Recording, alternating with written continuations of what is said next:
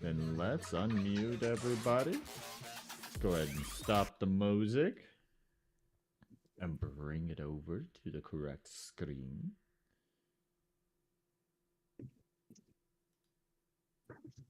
Wow.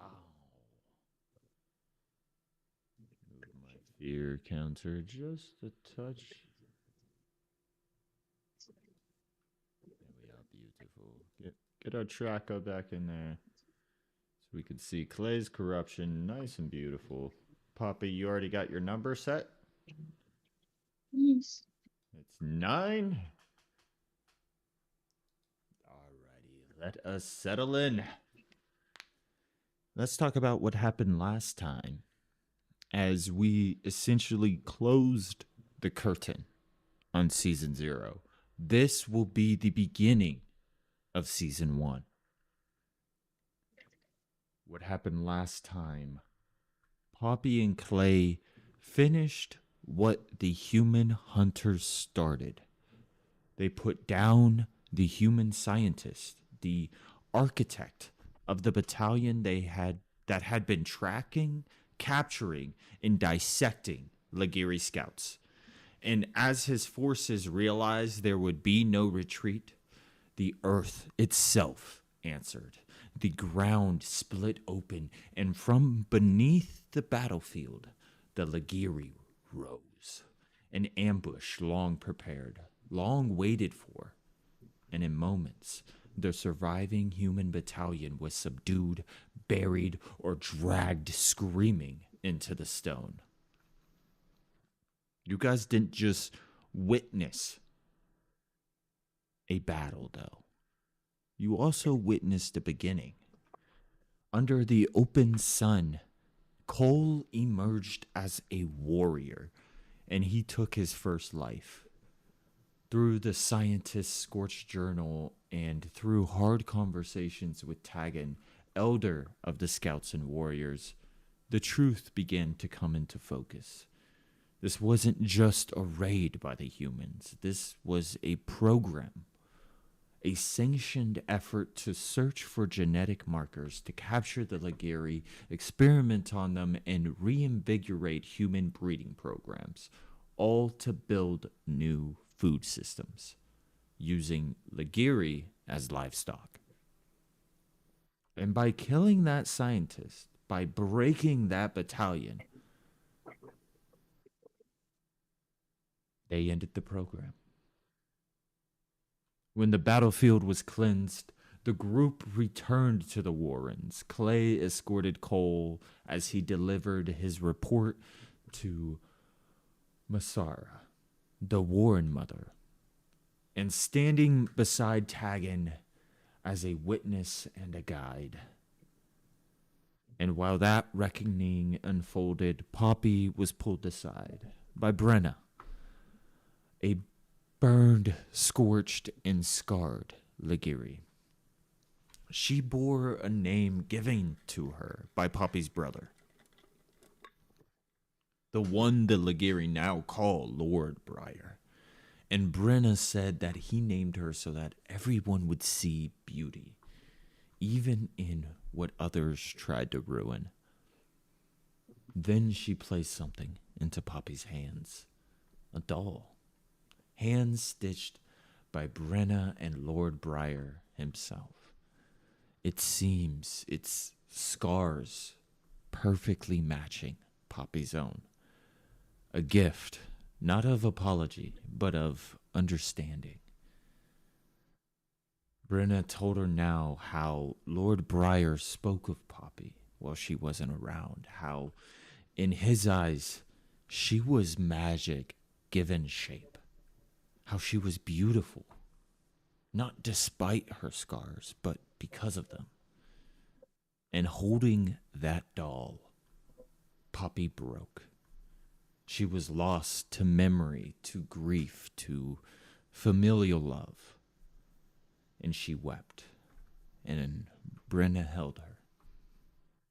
Elsewhere, Clay showed Cole one final lesson: how to care for both weapon and armor alike, before receiving his very own gift from his disciple: stone and moss knuckle dusters bound with a fungal fiber.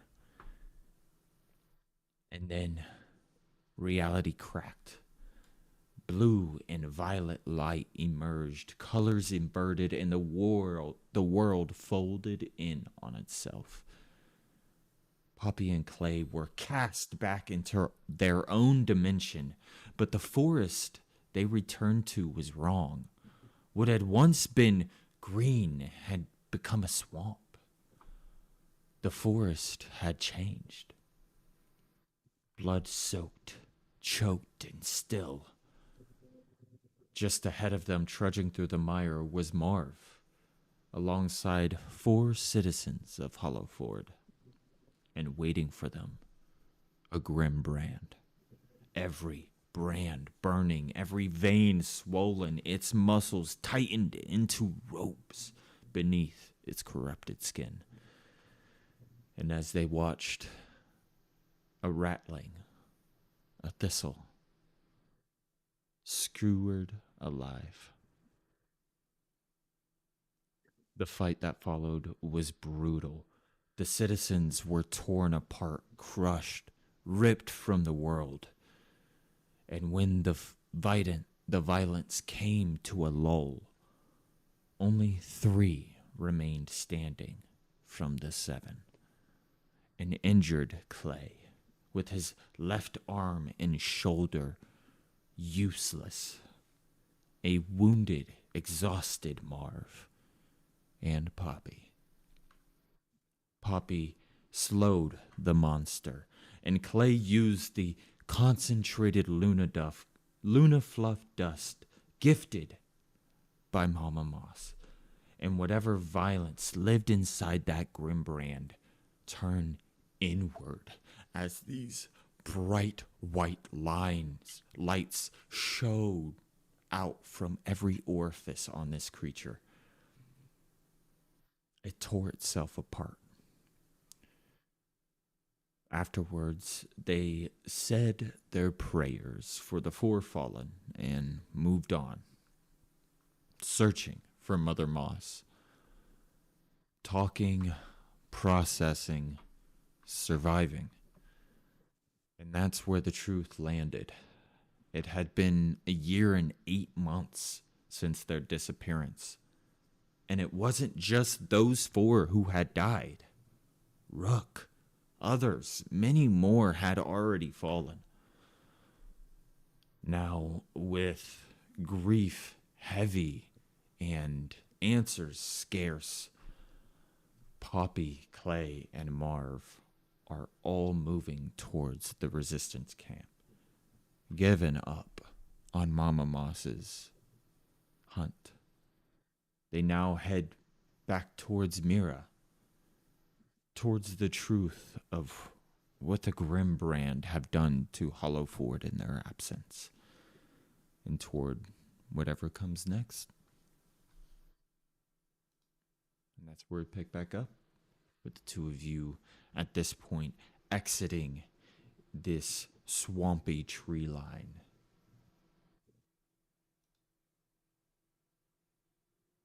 Finally. A bat Marv. in sight. What the hell was that? You mean that monster? How long have those been coming around? Well, not often, to be honest with you. The Grimbrand tend to use things like that in small quantities. I guess we're too grouped up in our hunt. Perhaps they thought we were escaping. Escaping?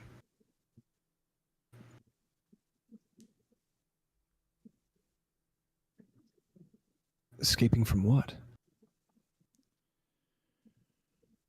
Well,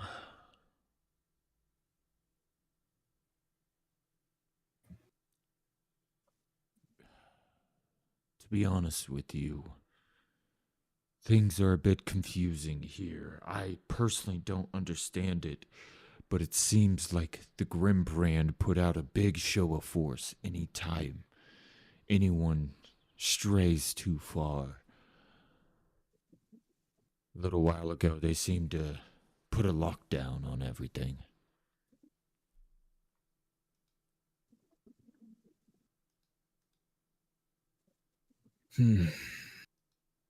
For what? What do they have to gain or to lose? You're very far away, Poppy. Poppy, I'm going to be honest. You sound like you're in the bathroom. Poppy, come out from the swamp. We're all out here. Oh. Poppy's talking into a hi, tin guys. can. What is the point? What are they doing this for? Hold on, give me 1 second.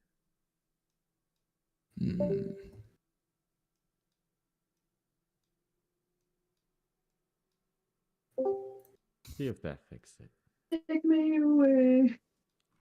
No, you're still. It sounds like for some reason it connected to like the microphone on your laptop. Check your Discord microphone settings.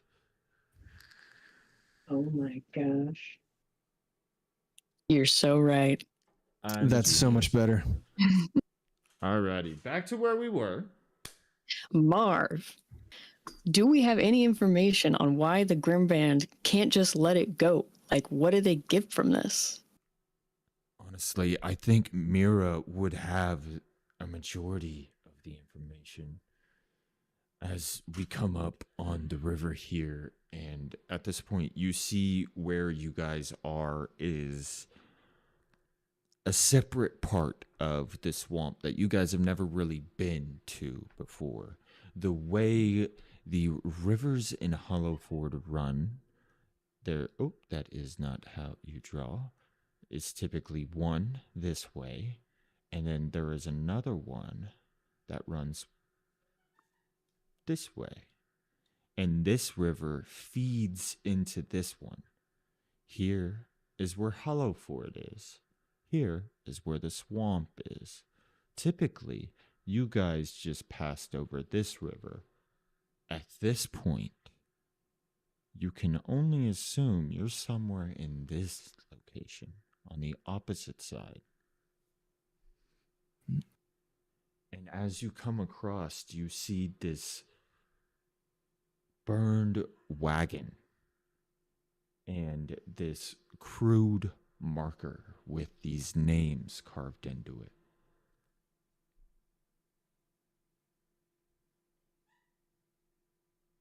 Familiar names? None that you remember. Does the river, this part of the river, have what I remember being dead lunafluffs in the bottom of it? Like the other one? No. Like, what do you mean? I remember there was like glowing essence in the other river at some point. Yeah, so that was from the runoff from the industrial district when they were processing a lot of core vein. And that doesn't reach out this far? Mm-mm. Different flow. No, I'm pretty sure we're upstream from where that would be letting out.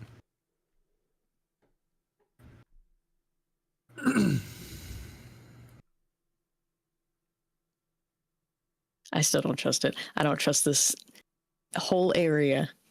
The water's bad, the foliage is bad, and the fauna is hit or miss. We have a rope tied off just up this way. We want to be very, very quiet. Stay very, very low. And at this point, you start to see he is scanning as he is walking by. He is making sure no one is trying to see where they are, essentially. As you guys come across what looks like to be one stake slammed into the dirt with a rope tied across it, and that rope reaches all the way to the other side. Hmm. Well, after you. Oh, thanks. We'll have to wade the currents through this part of the river aren't too strong, though, but there's many of them.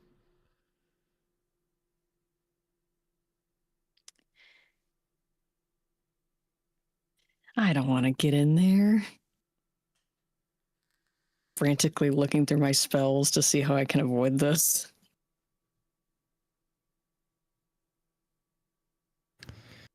I don't think I can throw you that distance. Well, I can definitely throw you that distance, but I feel like you're going to be okay. You You're can try probably to right. manipulate one of your spells. Let's see how good I can levitate myself. All right. So you typically use the flux in the air to levitate. So you would be using the flux in the air to levitate yourself, and you're using your spark inside you to sort of work like a magnet to attract the force, since typically you need to be stable and focused on the spell. By using your spark as a sort of magical magnet to your magic, you don't really have to aim it. Go ahead and make a spellcasting roll. I'm only doing this because my physical prowess is worse than my magical prowess. So here we go. First roll of the sesh. She privately rolled it. You gotta roll it to all of Oh, us. how do I make it? You guys don't get to know. It's Yeah, on the it right was- side. It was, You want to hit the public roll one.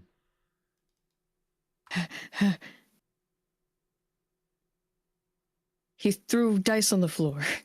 Bottom right side of your screen. I saw that roll. Did you not? That was Oh, you're me. just... Oh, okay. It's overlaying because my monitor is so small. I'll fix it in a second. It was a 13 with fear. A 13 with fear? Okay. You're able to levitate yourself, but since it's your first time doing it, you can't quite navigate yourself and move yourself. But you are levitating. Left foot, right foot, levitating. Well, okay, now Clay, grab my ankle. You can one hand this, right? I think I'll just use the rope. Nah, come on. I'm You so do light have now. that, remember, you have a new cape. Maybe you can try to use that in some sort of fashion. The The parachute? parachute? No, Poppy, you got a brand new cape a few sessions A ago. brand You new haven't pair of used it roller yet. skates. Oh, and don't forget about my otherworldly pants. Mhm. You also have those that you can maybe use. Creature with the spell hang on. I'll put this in the chat. Creature with a spellcast trait, that's me, wearing this cloak can adjust its color, texture, and size at will. I can make it long, Long and thin. Clay, you could tie it around your little waist.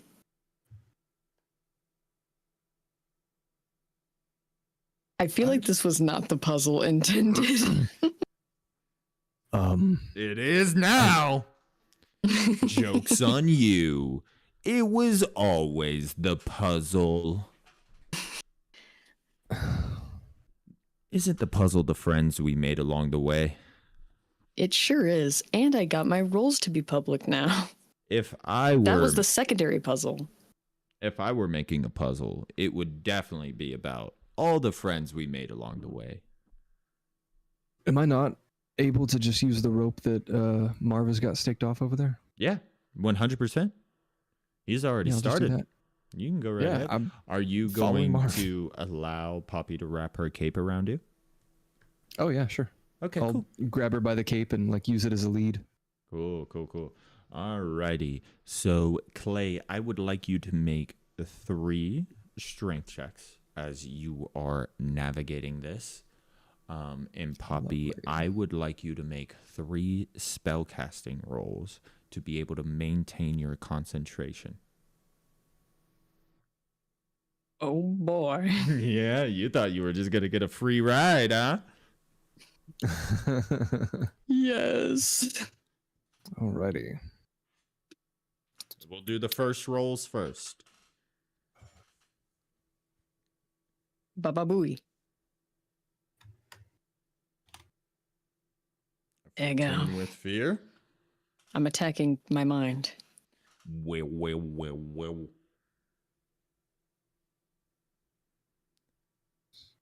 Okay, I see. Clasif? Yes. 1. That is not the best. Okay, 16 It's a good with thing the fear. fear's already full. Right. Both of you, as you are navigating the first third of this river, you get pulled by a sharp current, Clay, and it kind of takes you by surprise because it was a lower current. You kind of lose your footing, and that sudden jerk, Poppy, makes you kind of lower down, and both of you kind of shake in your concentration and your ability to keep yourself afloat, essentially, in both meanings of the word. But you're able to tighten yourself up, and you're still going. Poppy, I don't want to roll anymore. you're a little damp because some of Clay's flailing splashed some water on you, but it's not enough to be uncomfortable. Alrighty. Numero Let's keep dos. trying to press on. 13 with hope. And another 13 Twins. with hope.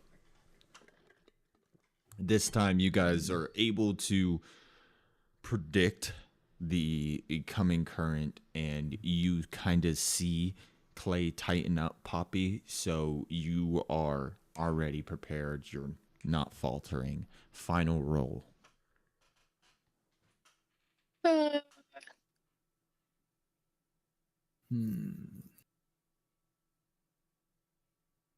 Let's go. I need all the hope I can get. How about this one? You have That's never, actually an ability I have.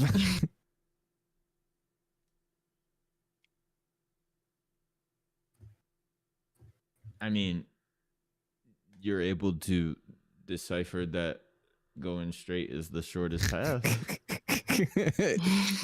I have determined we followed the rope. Yes. And that's My only instincts tell because me. the rope tells you. Yo! Woo! And 25 with fear. as you are passing through, there's this combo of currents that kind of twist you in both ways, but you're just so focused on how this rope is taking you on the right path that you're able to hold on pretty well, and the two of you make your way to the other side without much issue. Was that water like super duper cold? No. It was a little frigid, but nothing horrific. Did you pee in it? A little bit, yeah. That's probably fine. That's If the how it Grim went Brand are downstream, you know. down. Next time you get to get wet. Okay, fine. Tit for tat. I don't like being cold. Okay, I'll make my cloak longer and you can wrap around it yourself and be so warm. And I'm like, how high up am I? Yeah. How high up You're hovering did like you a make? balloon. Yeah, probably. I can see everything.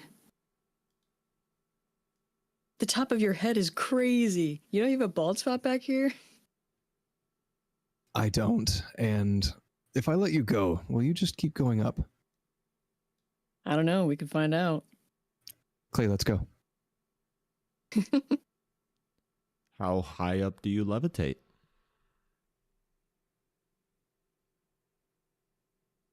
Yeah, Well, Poppy, actually, how I high do you think that's- levitate? I think that's in there. Hang on. Let me pull up the spell. Yeah, how much force are you putting into it? Yeah, it just says move them up in the air within close range. So I think that's like 20 feet max. I think it's So- 40 feet actually. I mean, sure. I was going to say 60 to begin with. Really? Like, oh, why does it keep I drawing? can see. I can fly. Where's the measurement? How do you measure up? Yeah, this is close.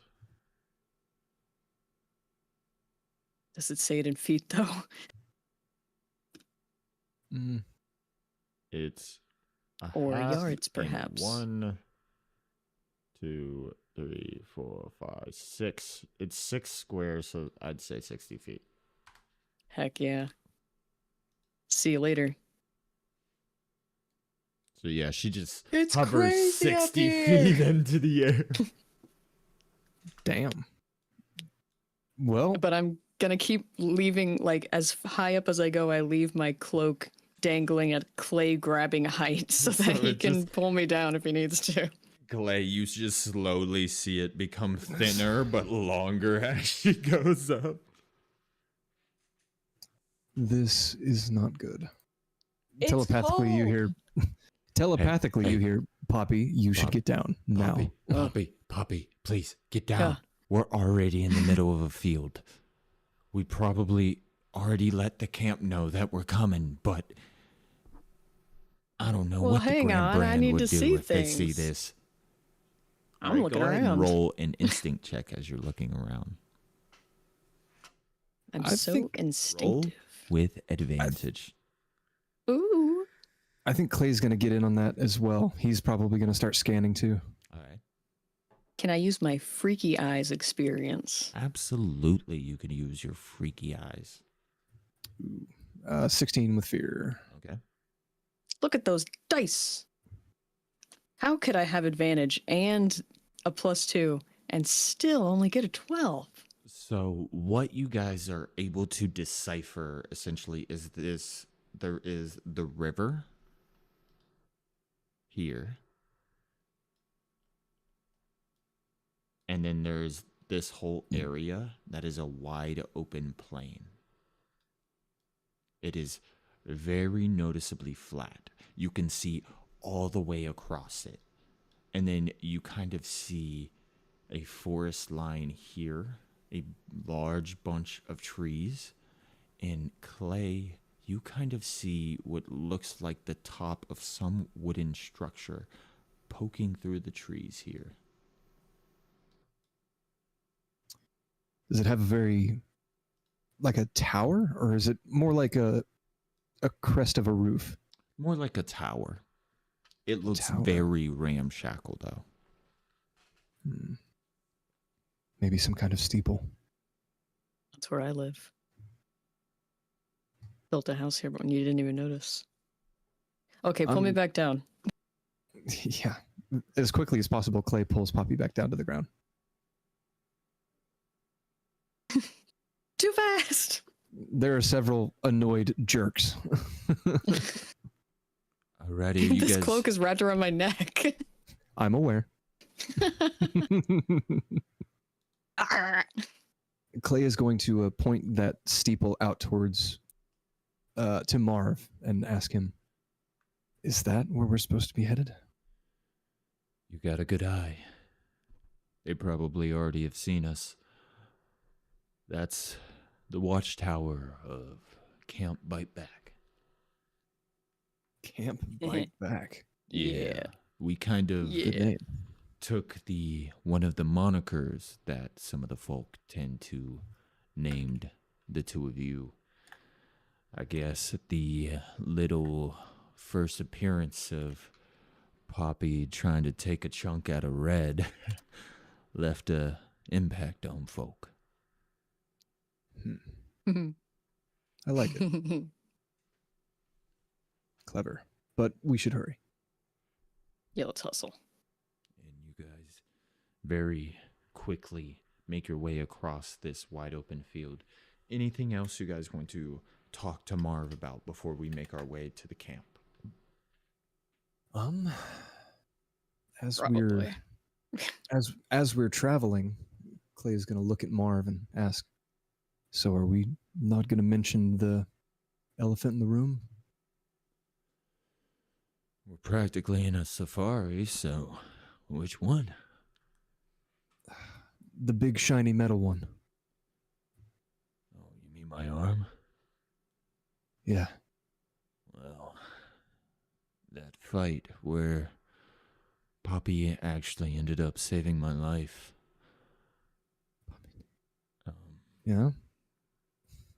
That day, a Grimbrand enforcer she convinced to escort me out helped get me out of there, and honestly, it was kind of all a blur to me, but I lost my arm completely.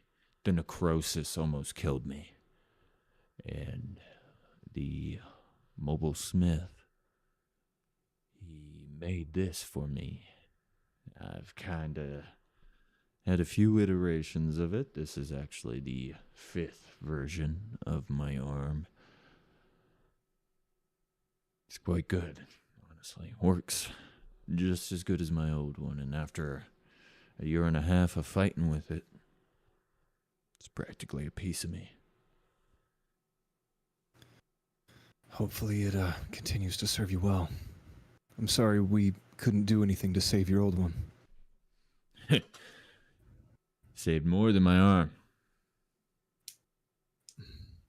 Well, Where were lead you on. guys? Oh. Yeah. We were around. That's exactly where we weren't. You know, at some All right then, point, Poppy, you tell him. A magical world with talking rabbits and a revolution that we won. make a roll at disadvantage.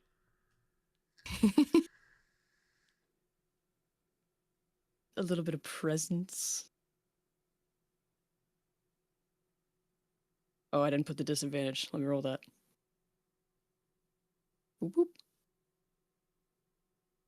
It's fine. -6. Ah, That's a 10 with 10. fear. Ah. Oof. You know, at some point, people stopped asking when the two of you would be back. They didn't give up, per se. They just... Sometimes it just hurts too much to hold hope.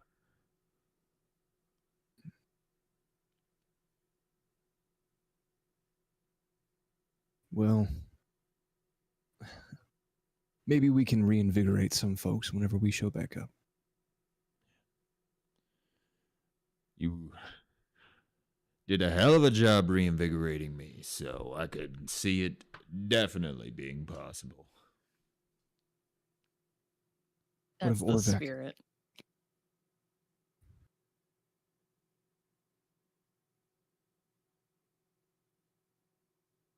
Oh, What happened to Orvek? Where is he? No one really knows. Mira is your best bet on asking where Orvek is. He's kind of had to stay on the move. He has sort of a mobile forge created out of what he had left from his original workshop. He apparently had some forge in the center marketplace of Hollowford before he was forced into the Grimbrand's tutelage. Hmm. He doesn't stay any place for too long. Does he report back to the camp? I wouldn't know. All I know is the only ones who can directly contact him as of now is Mira and Eamon. And you never know when there's ears listening. Fair enough.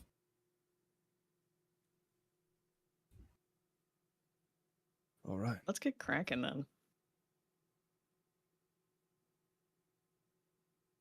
All right. To the camp. The three of you make your way up into the camp, and at this point, you now see it as you crest this tree line. It is a well lived in camp. It's actually pretty established. However, all of the buildings are tents and ramshackle wooden contraptions of some kind. You see off to the side of the camp in one of the open clearings, there's a field with what looks like 12 different individuals drilling a specific spear thrust with pikes.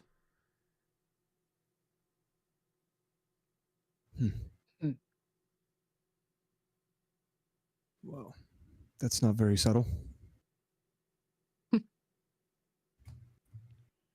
Well, we don't really defend this place. We watch it. If they come, we leave. Fair enough. Surprised they haven't razed it to the ground yet. They've tried a couple of times, but whenever they do, we scatter to different places, regroup when it's time. And that works? It's kept us alive. And I'm thankful for that. So, where is Mama Moss?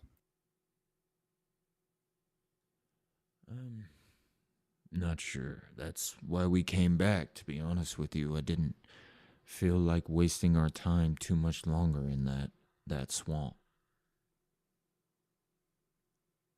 How do we find her? Your guess is as good as mine. We need to figure something out, though. Poppy, you think you could talk to the spirits and ask them where she is? I'm sitting on an idea or two. Let's check with Mira. Make sure we have all the information.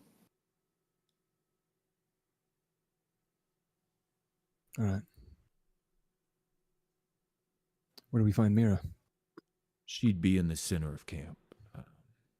We tend to keep her well guarded.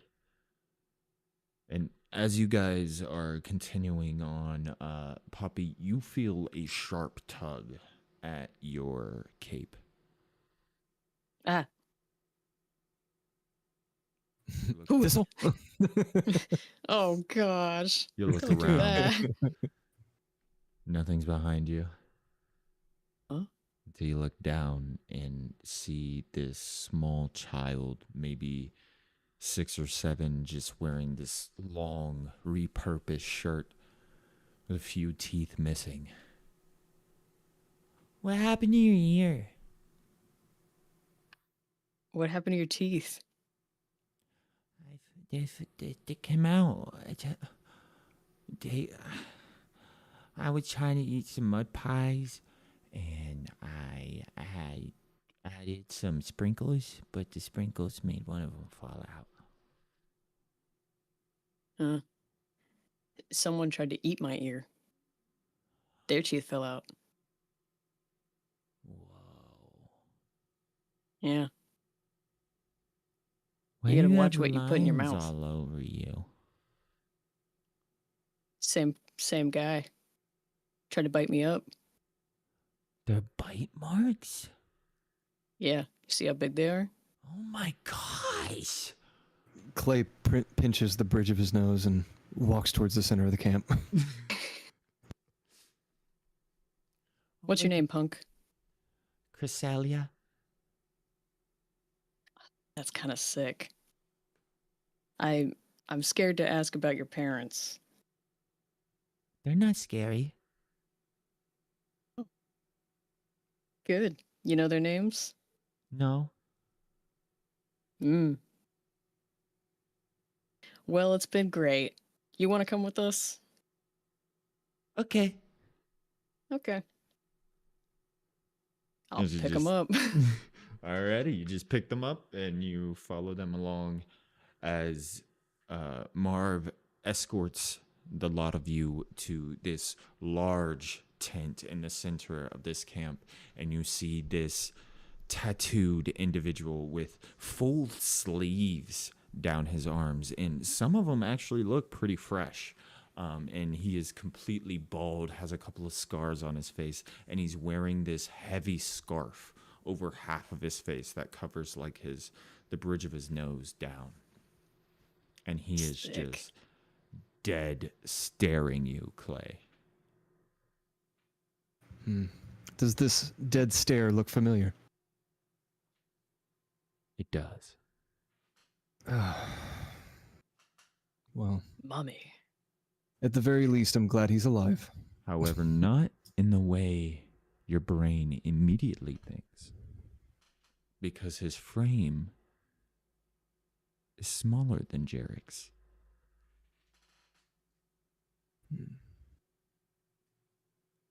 Twin brother. Barrick. Mm. Close. Let's see if I Rick Scarfjaw. can find Oh it in my notes. gosh. Nope, wasn't Garen. Quick. The notes. Dren.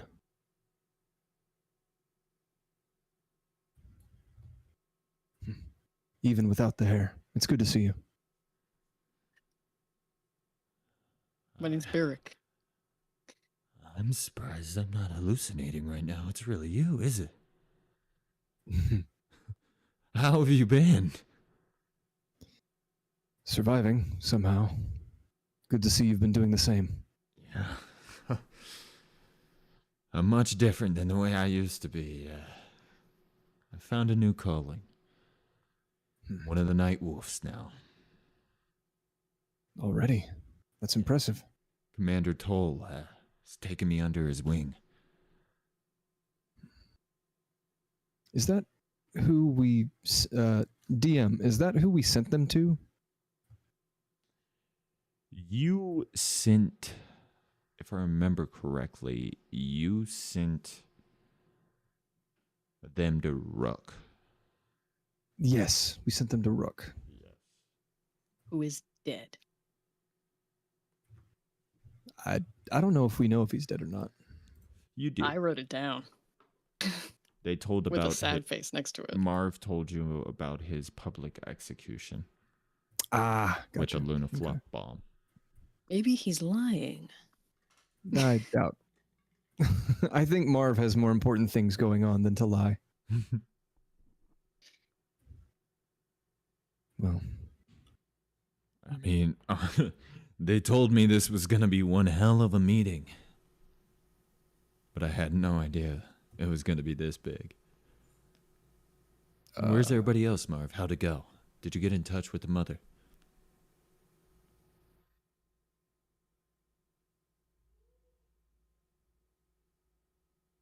Oh.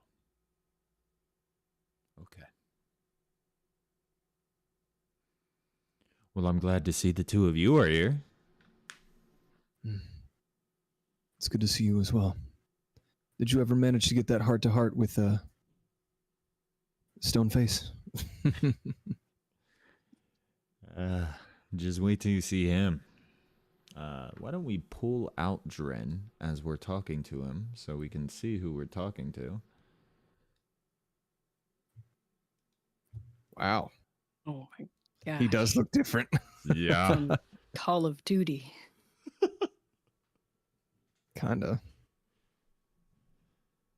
He no longer has that stone jaw of his, if you will. Don't tell me it was replaced by wood. Oh, oh yeah.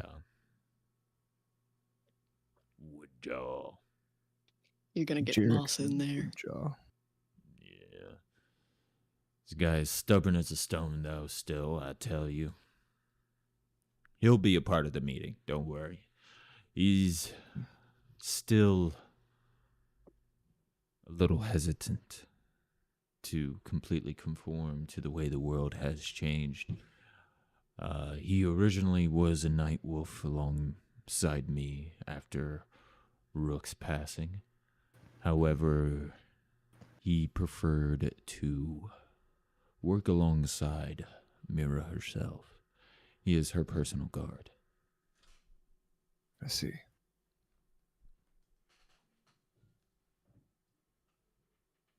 Like, how personal? Poppy, don't ask Raises that. eyebrows. Jarek wishes. He's lucky he gets to be that close to her in the first place. Oh, I'm sorry I brought it up. That's why we don't talk about these things, Poppy. Mm-hmm. Puppy writes this in her journal. Interesting. How many members do we have here at BITEBACK?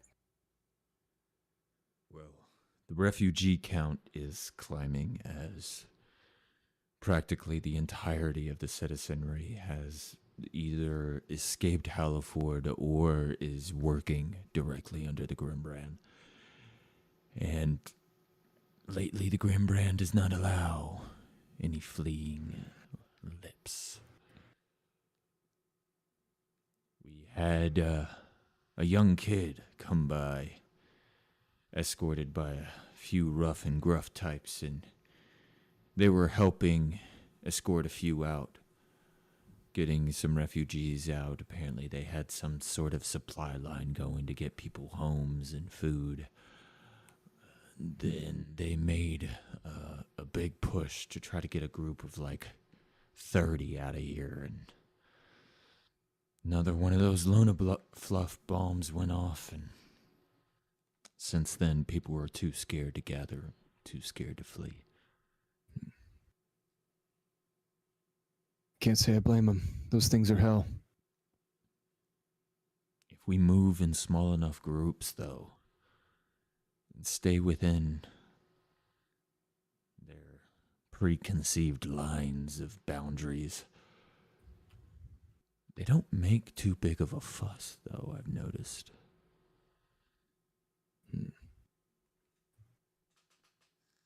Why? What's the intel? Do we know anything about these guys? Their motivation? Their goal?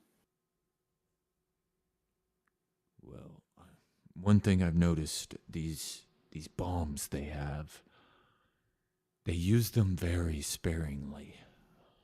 And the branded beasts, they're these monstrosities, and he starts going into like a full explanation before Marv pipes in. We've already run into them. Yeah, so The freak. they have those too. However, I think, including the one Marv just mentioned, there have only ever been 3 employed. Now down to 2. They don't last long. The 2 beforehand, after raising hell and wreaking absolute havoc, slowly crumbled to their own power.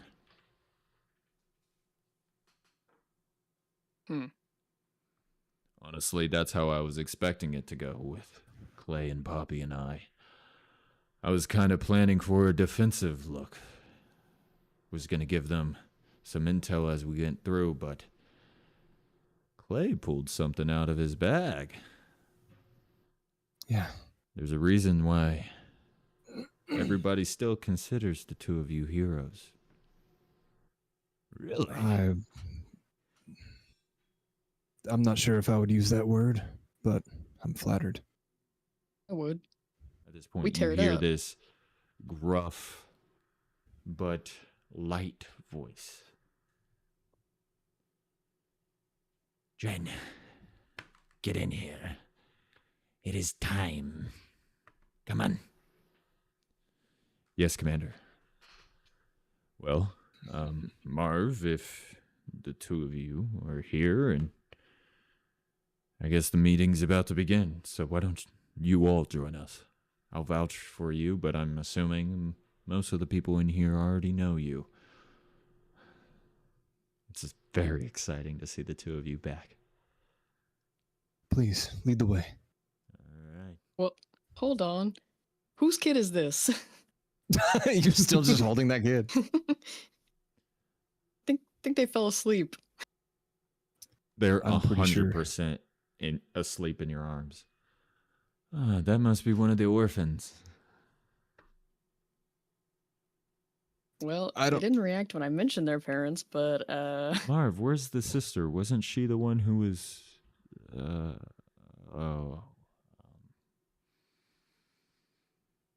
So, let's head inside, guys. all right. I'm And gonna tuck her Puppy. halfway into my bag. Him. you like create a little cubby for her with your cloak. Yeah. And that's where we're going to Puppy, go yeah. ahead and take our first break, guys. Hell yeah. From here on out, they'll call me Mama Moss. That statement has probably more weight to it than it should. Uh-oh. They I was gonna need ask, to Joe. call you Mama Moth.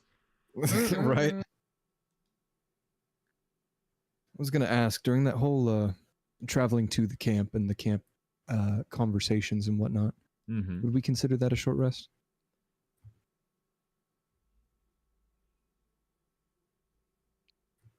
Dang, did we not take a rest last time? No. No, we did I not. would We not, got fresh out of a battle. because I didn't even get hit once. it was a bit tense and there was a lot of stress. I don't think your minds would have been able to settle enough. Okay, that's fair.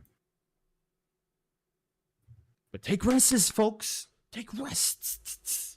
Use your Sears pipe. Never forget to use your damn Sears pipe and your crate of goods. Well, then I guess I'm going to I take did a look at rest. the crate. Yeah, you guys should take a long rest after this big break. All right, we're going to go on We'll a take a proper long break. bath. I'm going to mute myself.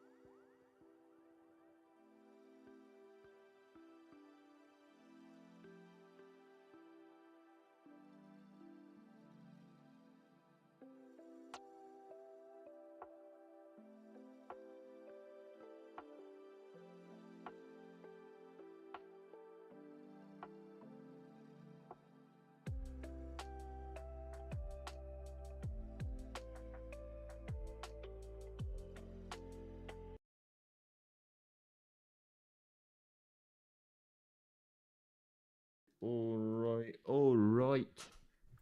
We are back.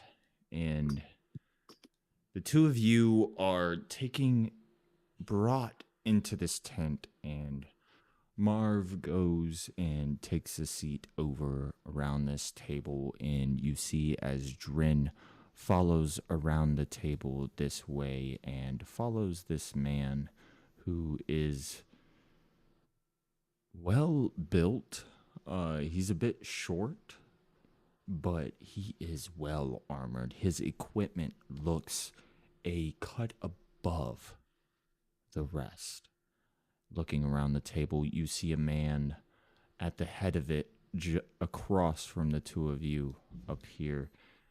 He has sort of a disfigured, sunken in jaw, and the sides of his face are scarred and ripped. You can kind of see it. It's not too apparent there, but it's on the side there. You see a worn woman beside him and a young Finn Dundon. Let's go! My boy. He has bulked up quite a bit, however, Hell yeah. still there, capable and ready. And Clay, something you notice on his shoulder pads is the mark I already of the knew it. Timberline. Already fucking knew it. Yeah, Finn and I are best friends now. Did we just become best friends? I think we did. Yeah, can we go sit by Finn? Yeah, you guys can go and take your places everywhere. As you two walk in, everyone goes silent.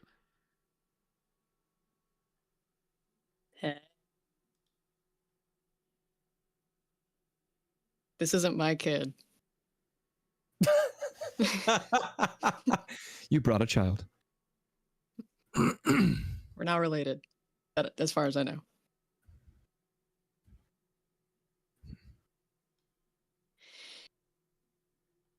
Yeah, so Sorry, I'm pulling up my notes right now. they're just Very that good. shocked. Yeah. Stunned in silence.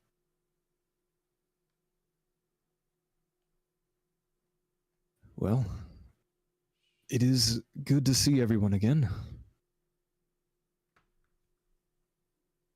Most of you.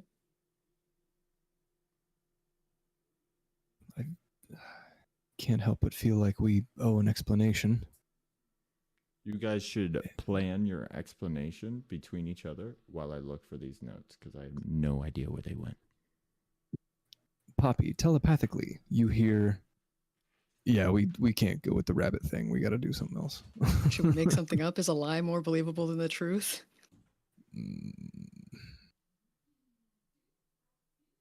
Well, that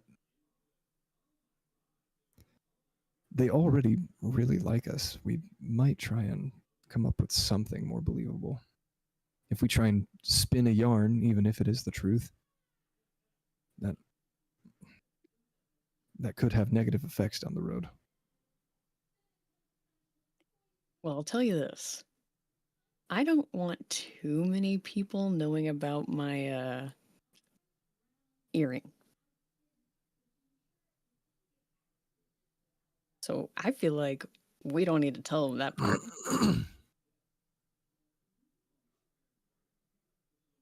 Everything Alright. else, whatever. We can tell them about the bunnies. If they believe us, whatever. Even if they don't believe us, it's up to them. But I've got these otherworldly pants. That's great. We have all the evidence we need. I've got a few pieces of rock strapped to my Found my fist. notes. That's not really a whole They're lot of on a evidence. different computer. I had to send them over. I hope you guys What did got they- a great plan. They gave us that pin. And by us, I mean me, because you gave it years away. But they gave that little, like, earring. The secondary earring. Well, perhaps. Did I put that in my ear or did I put it in my pocket? I feel like I said it and I don't remember what I said.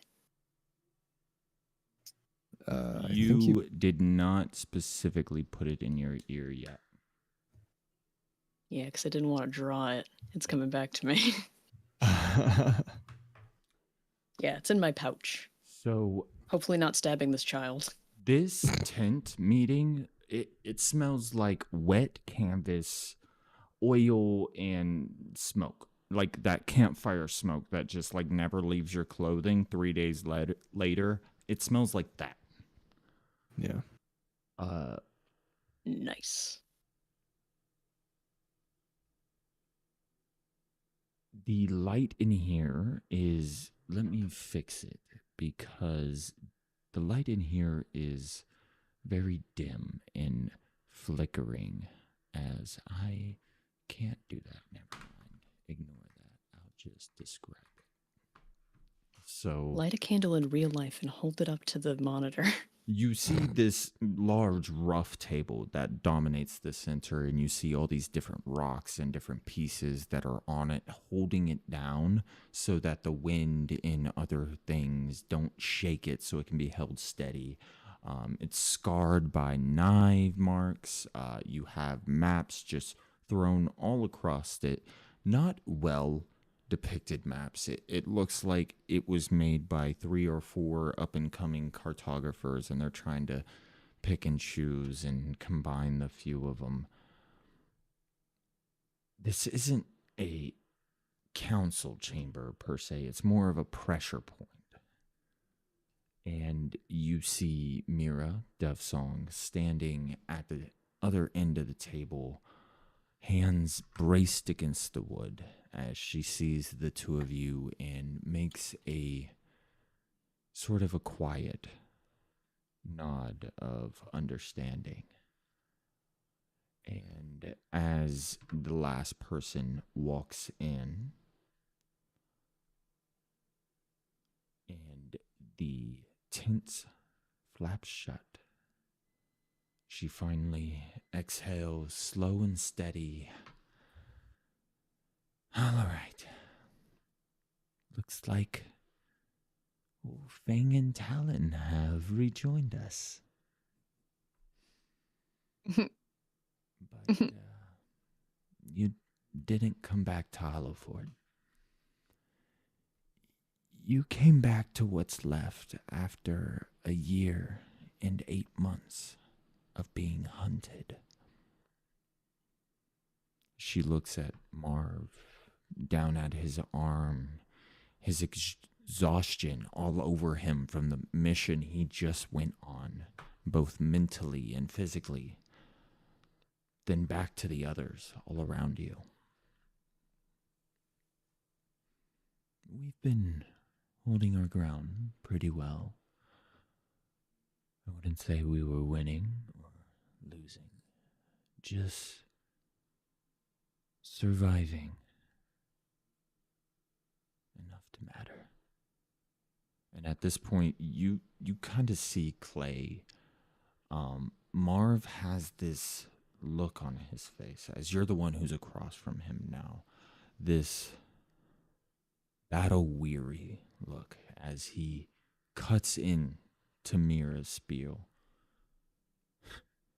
That's generous. As he leans back and his armor creaks. They're not even wasting people anymore. When the Grim Brand move, it moves for a reason. Seeing the two of you show back up. Honestly, this is the first time morale's moved anywhere in months. They know how to keep us under.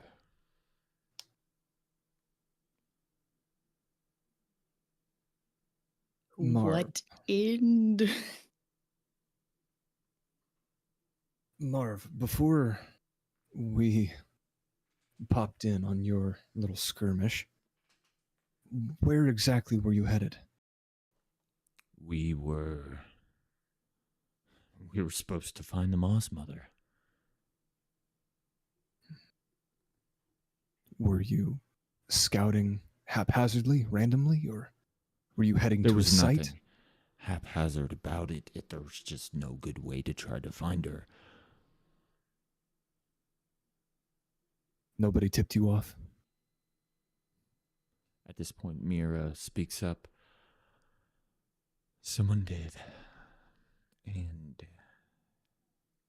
he's here. I think with the appearance of these two, we don't need to hide it right now.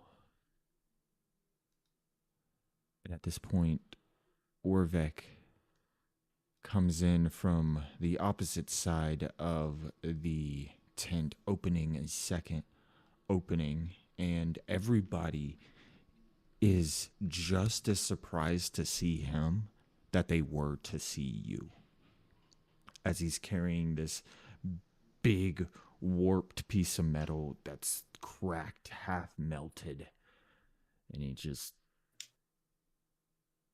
throws it onto the table. I won't be New here project? for long. Well, I'll be. Clay! No way! Clay walks over to Orvek and gives him a hug. He kind of, as he hugs you very strong at first, but he kind of leans into you and buckles a little bit. You kind of feel his exhaustion, but you also see strain in his face as he's trying his hardest to keep his footing. As I release him, I'll clap him on the shoulder and say, "It is truly good to see you again." Man, I thought I'd never see you again. Oh. Is she here? Where is she? There she is. Hey, Poppy. What? No. I'm not. No. Hey. Did the two of you? No. Orvek, this isn't the time. They had a baby! Are you out of your mind? We've been gone for 1.5 years, and this kid is like 6. Clay vomits and passes out. Wow, just like the good old days. No, you did not. He chokes on it and dies. Well, I don't know how humans work. You guys have a very short lifespan. Maybe with the well, corruption, it's been sped up. What's his name? Is it a boy? Is it a girl? That's not ours. It's not your baby. It's Chrysilla, and we didn't get that far before she passed out on me. And I think it's a girl. I'm really confused. Orvek! All right. They distracted me. Anyways, where I was. My mobile forge, it's finished. I pushed it past what it was built to survive. I can't make anything else that matters without a replacement. At this point, Eamon kind of pipes up. Don't you think that the Grin brand probably know this at this point? They're going to pick up on the fact that our gear is going to begin wearing. Most of what we got around here is modular, meant to be replaced as it is used. You've been an excellent smith in that, right? But how much longer can that last without the forge? In fact, what are you if not a sitting duck? At this point, Dren steps up and kind of starts speaking for his commander. We've been keeping an eye on them, and they've started to pull old Corvain sites apart. They're salvaging, reusing things. Anything they can strip. They're scared to replace what they can't waste anymore. Orvek, I think you're the resident expert on Corvain. Is that possible? To reuse what's been spent through the ore?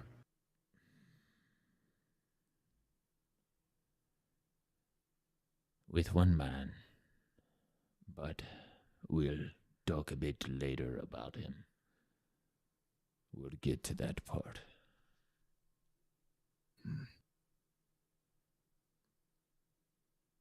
Finn, how are your escape routes going? From what I remember, you were the liaison for the Timberline in helping them escort our refugees.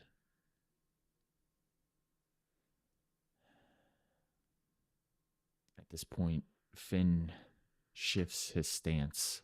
He's younger than everyone here, but he's been hardened fast. His hands are calloused, shoulders broader than the last time you saw him, wasting away in that carpentry shack, working and that skin stretcher. I've got an important question for you, Joey. What's that? Does he stand with his back straight?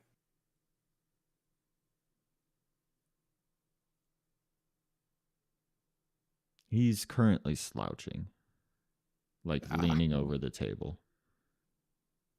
Okay. Got a more important He question. is exhausted, and like most of the people here haven't had a good night's rest. Dude, I just got the shit kicked out of me. Me too. Yeah, same with I the think two I'm of still you. bleeding. Yeah. Poppy is pretty fine. She's chilling. I'm great. Poppy sprained How her old ankle. was Finn? When we talked to him, he said his age. How old was he? He was like 18. It was either 19. 17 or 18. Yeah, he was really young. But we just lost a year. Yeah. Almost 2. He's almost my age.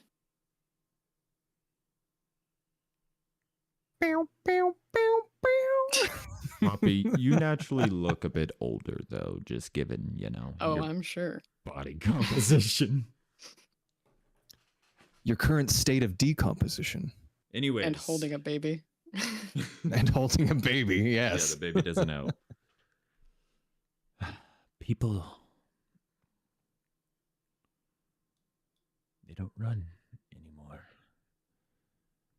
Being scared to waste what they can't replace might be the reason why. He swallows deeply.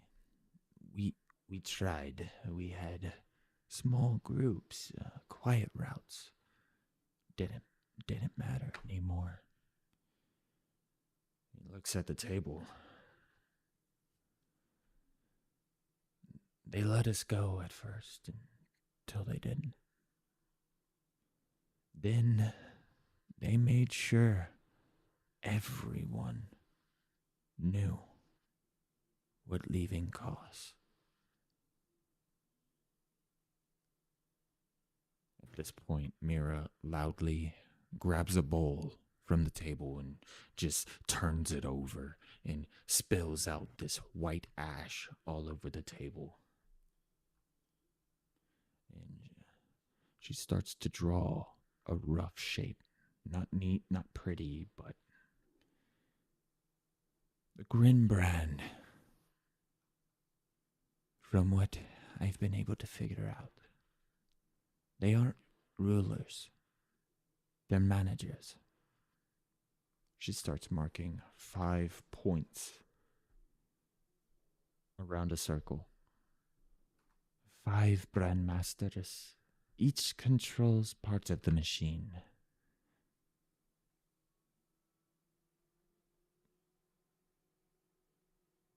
Hold on, I messed something up. Sorry. Each controls part of the machine. None of them know who built it. At this point, you finally hear Jarek Stonejaw as his scarred jaw tightens and his teeth clench. So, cutting one doesn't end it? No. And she wipes one mark away. But it will break momentum. At this point, Orvek leans back in. That's where we can get to the Forge Brandmaster. The Forge Brandmaster, he isn't a smith, and from what I hear, Clay, he's the one who claims to have slain you. He makes gestures with his fingers like blades. He's like a weapon that has learned to build instead. He uses twin cleavers, burns so hot. He doesn't use hammers. The metal just gives up. There is no art and no beauty. Everything he makes is recycled. Old brands, old vein, old sins. Neat trick. We don't want him dead first. We want his forge. As you see, Orvex is at his commission. If Orvek takes it, the resistance starts making weapons again, and from what I hear, his forge was better than what Orvek was using. Aye, but mine had heart here. I did had soul. Oh, it might But- be a new dance, but it's the same song. You don't know about how the metal sings, and when it sings without beauty, without heart, it's more like a scream, more like a wail.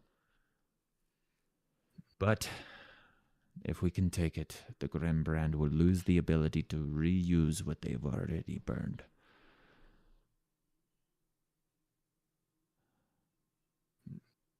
Fang and Talon, I would ask this of you. I know you just returned this. Return to us, but this isn't a raid.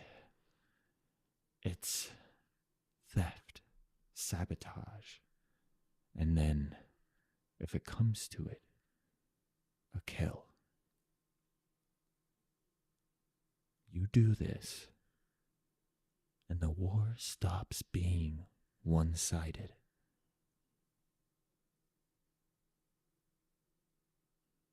I'm not asking for you to go out alone, but we're definitely going to need your help. As much as I love everyone around this table, we haven't been enough.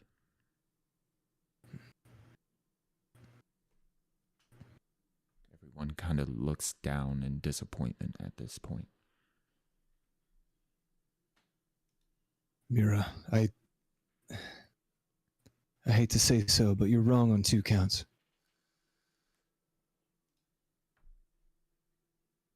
This small group here, this has made everything happen. Might not be enough to some, but to others, we are plenty. And you're wrong on another thing. Surviving is a win.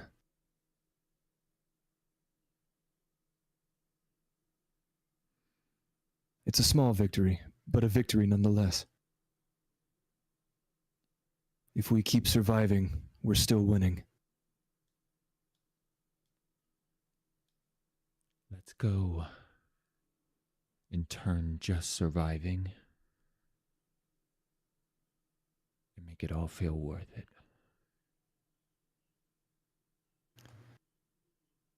Hold your horses. I have 3 questions, and I'm not moving until they're answered. Number 1, I need to know very specifically why you are so desperate to find Jinya. Who is... That's the The Moss Mother. That was the name she originally went by. Oh. Bobby, and Clay. I remember the last time I saw the two of you, and the Moss Mother was mentioned. I had a bit of an outburst. It was a wound. I still hadn't healed, and I still haven't healed.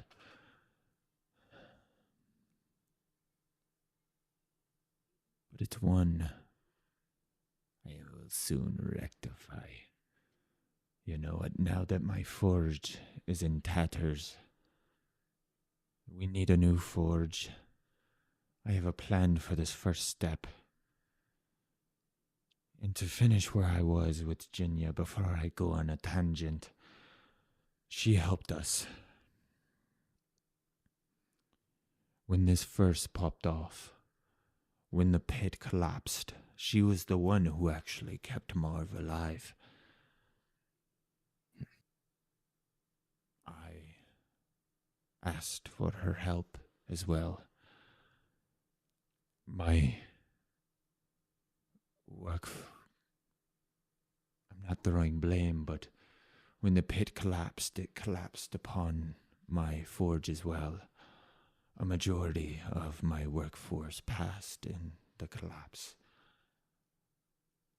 I brought as many as I could to her, and although she couldn't save them, she did save me.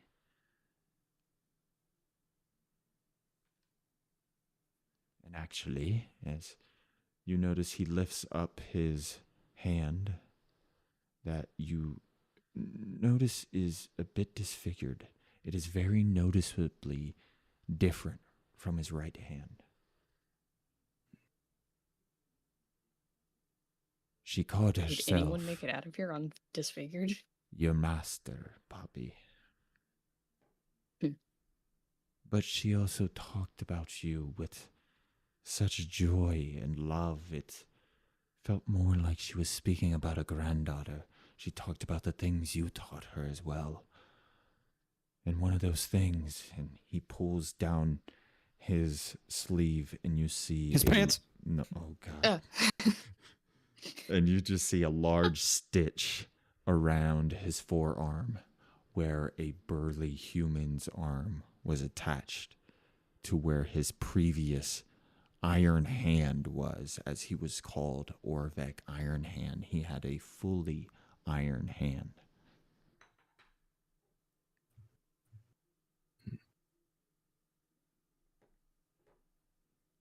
I would say it's a bit more useful than my last one. A bit more delicate, but I have a bit more dexterity to it. So you want to be teaming up again? She has the power to save lives, and I don't know if you know about her changes, but she has changed drastically. The Grimbrand slaughtered one of the elder Lunafluffs and captured a large amount of their population, and it drove her mad. Apparently, her interactions with you had given her some sort of hope that she would get to have one as a pet soon. She constantly talked about how her disciple would be bringing her one, and how she would be the new caretaker of the spirits. And when she heard this, she went mad. She tore down her laboratory. A few of her workers tried to stop her, and she sent them away. One of them even tried to stop her with violence. And she struck him down. Didn't kill him, but blinded him permanently. After that, I watched as I was the last one there, trying to use our messy, twisted, but long-standing connection to sort of bring her back to reason, bring her back here. But she stripped off, barefoot, walking into the forest. I've seen her in my peripherals as I've stayed in her swamp quite a few times, as honestly it's the safest place. I think a part of her keeps me safe while I'm there, but she never fully shows herself to me.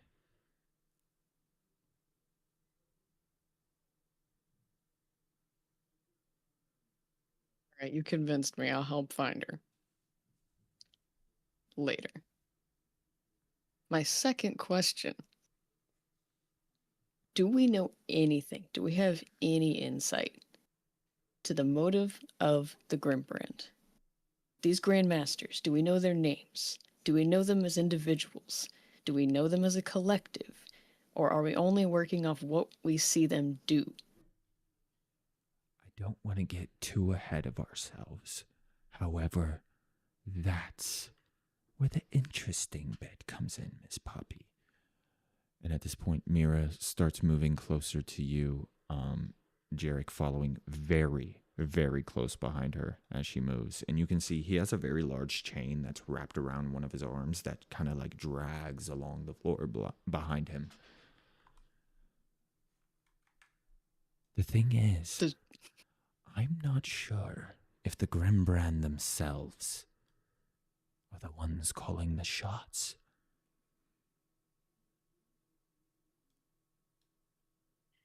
Yeah, you said managers before. I get the feeling there is a hand moving these pieces. There is a consistency and an inconsistency in their action. Halliford itself is on the far corner of the continent, once a large city, now a forgotten village.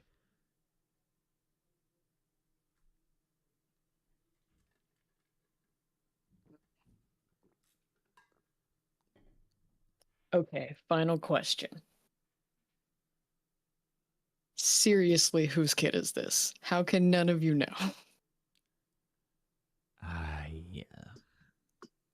Why don't you hand her to me? I'll take care of her. Okay. Oh, Don't wake her up. it's a boy. Oh. I'll write that down in my notes. Jerry? Hold on, let me do my chain right now. It's fine. Just hold him with your other arm.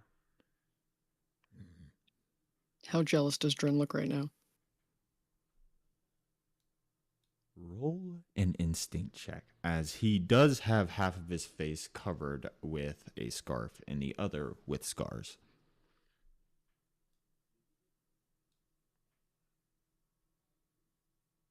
Eh, It's hard to see. dang it. However he's feeling, he's hiding it well. Fine. But I will get the tea later. Well, All right. That's Suicide mission it is. that's about all I had for myself. I have a bit more paperwork to do. Hold on, Clay, Poppy, come here.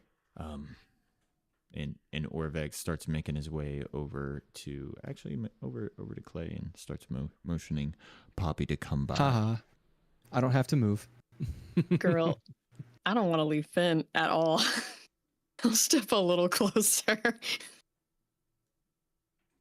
Well, so do you guys remember about my axe? Yeah. How could I forget? So the thing, okay, this is gonna get a little bit complicated, so stay with me here. Oh boy. We Pulling out my journal. need to find this Forge Brandmaster, right? Right? Okay, so the best way to do that is to get into contact and question a high-ranking individual of the Grimbrand. Mhm. Would one of the Grimbrand carrying my axe be considered one? Stop moving. I'm gonna throw up. Come on, you answer my questions faster then. Sure. So what do you guys think? Are you in?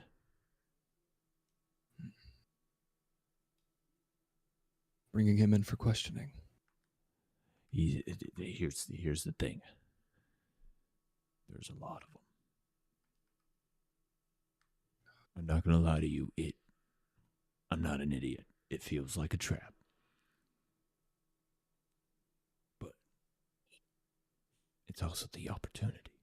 I can't let it be in the hands of them. I can't even fathom the thought of one of them drawing blood with it. Well, it sounds like we have a hunt. Yeah, you already got Yes! Clay to promise you. Like, there's no way he's not doing that. Alrighty, okay. Well, I have a couple of helper folk. One of the orphans. He's been one of my helpers. He's been following them. I have a way to contact him. I will try to get in contact him. You guys stay in camp. Relax. Enjoy the night. I'll try to find where he is. We'll find him. Strike down his entourage. Kidnap him. Bring him here or to somewhere else. Torture him. Get the information. Kill him or release him. However you guys are feeling. Sometimes you guys are a little gung-ho on the killing, but from what I hear, you guys are pretty cool. So Orvek. it's up to you guys. I really I just Stop looking so excited. If I could get my axe, it's really only that I'm really thinking about here. Like, Poppy, what do you think about it? I don't know, you lingered on the torture for a minute. Like, I kind of feel like that's not all you're thinking about. Why does he have my axe? Yeah, man. I mean, I'm not volunteering for the torture thing, but we'll kill him, sure. Okay, no torture, but how? Okay, interrogation. Oh yeah, we can interrogate, sure. We got to find the Forge Master's mobile Yeah. forge. Okay. Clay, you in? Come on, Clay. You got to be in. I'm in. Oh, lovely. Okay. Well, I'm gonna go. I'm gonna go. I'm gonna try to find that information. Bye. Before Orvek leaves, I call out to him and ask him to meet me later for a drink. You hope he hears you. Yeah, well, He's got a spring in that- his step. during that conversation, could I make an insight check? Can I make an insight check to gauge how present Orvek is? Yep. Like his state of mind, state of being. Yeah. I give him disadvantage because I care so little. Whoa. 17 with fear. So, Orvek is unironically, like his beard, the brightest part of this room.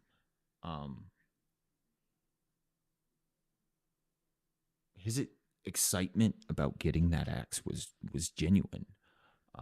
He looked worn, tired, but fulfilled. You kind of got the feeling the work he was doing with the Grim brand weighed on him, his soul, his body, every part of him. But Orvek, hell, he can work. If that's his only problem, that's his only problem. And right now he's got something to look forward to and a couple of friends he hasn't seen in a long time. He's actually in a great mood. Doesn't Like seem one to friend. be crazy, just a dwarf A dwarf. He's Orbeck. Yeah. That's Orvek, baby. That's just Ovek, baby. Yeah. That's Orvek whenever he's not worn down by the forge, worn down by stress, worn by like he is probably the least stressed out of everyone in this room for some reason. Cool. Is Mira still over here at the table just working on papers? Yes, she's like in the back, like on her little potato sack bed thing. Eamon and Drin are making their way out. So I'm gonna have to find them later.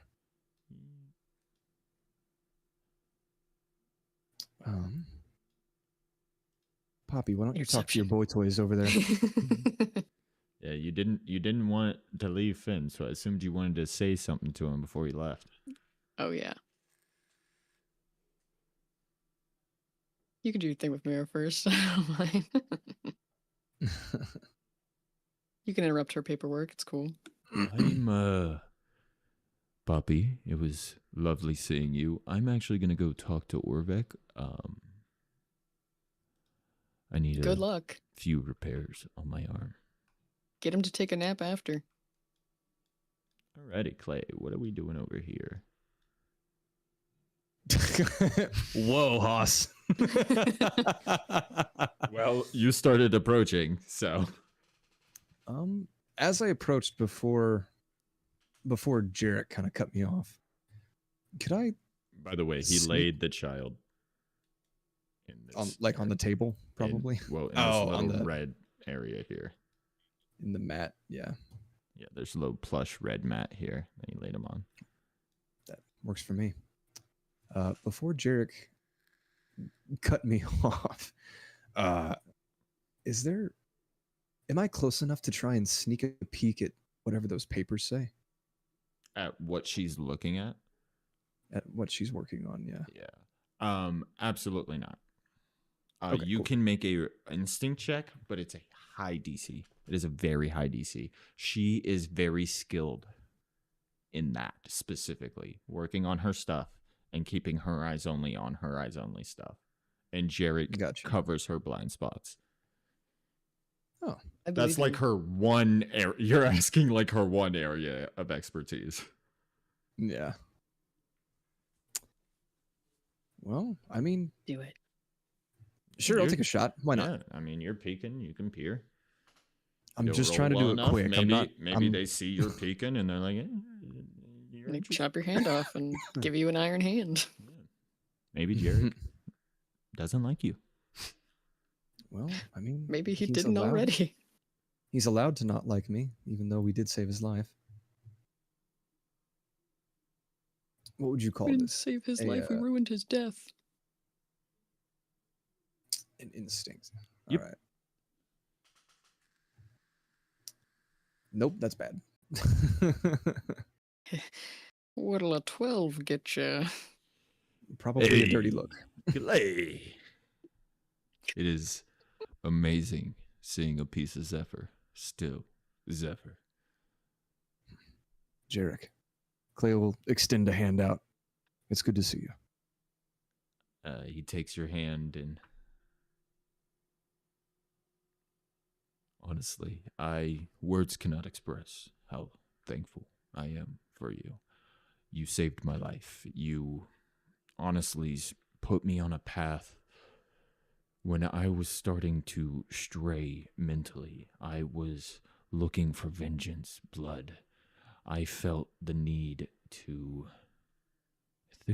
do things unnecessary. And now I understand what is and what isn't necessary. And honestly, I have you to thank. I plan to make my way back to Zephyr, and hopefully I can see you there. If there's anyone you want me to take a message to, I'd be glad. But before we get to that, we're going to make competing strength throws real quick. Oh? Oh. That is a 9. No, a 10. You got to beat a 10. Oh my gosh. That was too 13. close. So, Well, we're pretty similar in strength.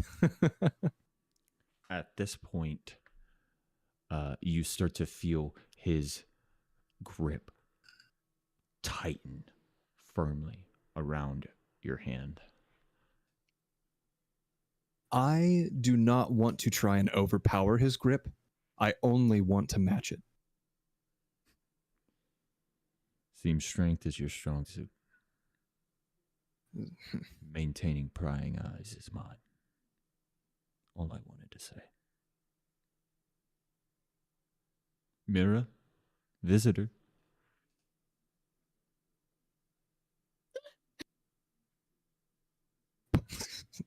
She doesn't answer. She still's working on her paper. Gets to a point. Clay, yes. Jerry, stop being a douche. Move. Please. Say it again. Go stay by the No little need, boy. Mira. I handed the little boy to you. We're fine. This tent is packed. And go sit over there. Sit. Oh my gosh. Yes, ma'am. How's it going, Clay? You shouldn't scold him for being protective. It's kind of his job. It's what gets him to do his best.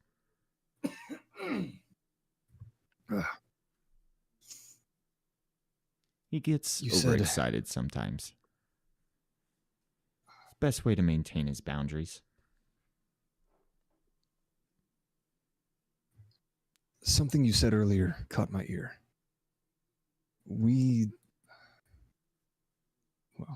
it's a long story. We've been away Really? in a special place that a special place. time didn't really pass the same. Well, I remember before the hubbub in the pit, us coming together to try to work on a specific plan. Yes. It's been a And- year and 8 months since. Where have you been, Clay?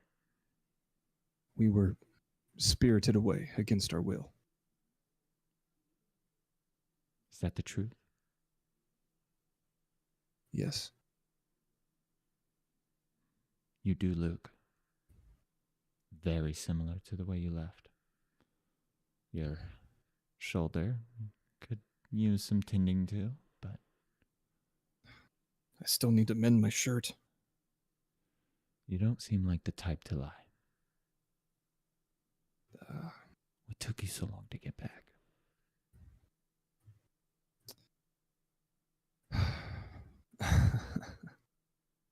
Rabbits. What?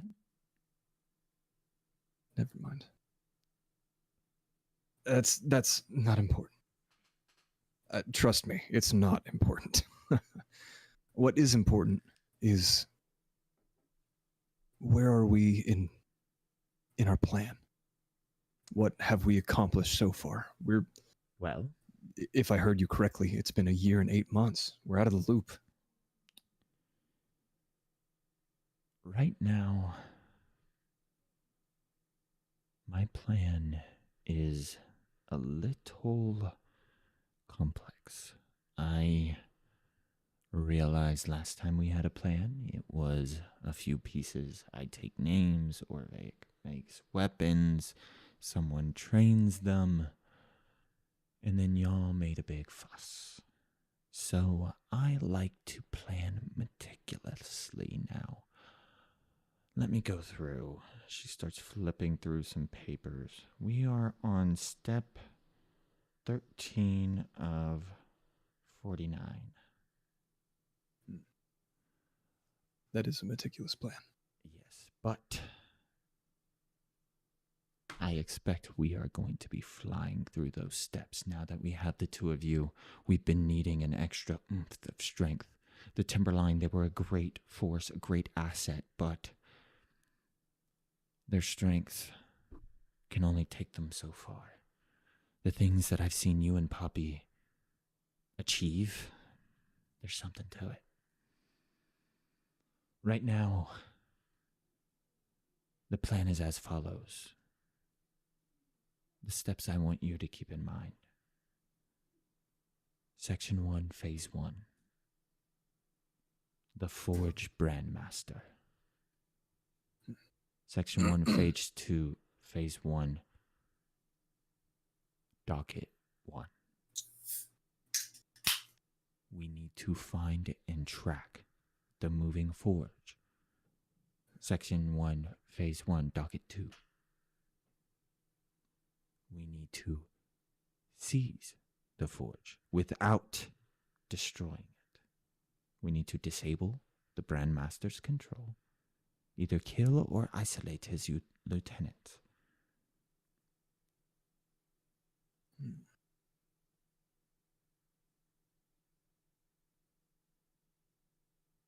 Do you know if the forge still stays moving without the Forge Master? The thing about this forge is it leaves the earth scorched where it goes. It sounds easy to track. That's what you would think. For some reason, there are sections of Hollowford and the surrounding areas we can't patrol. If we get too close, they come out in force. So I suggest, or that's the wrong word, finding it won't be the issue. It's first breaking through their ranks and finding it before they collapse on us in force. And getting it out without destroying the main forge core.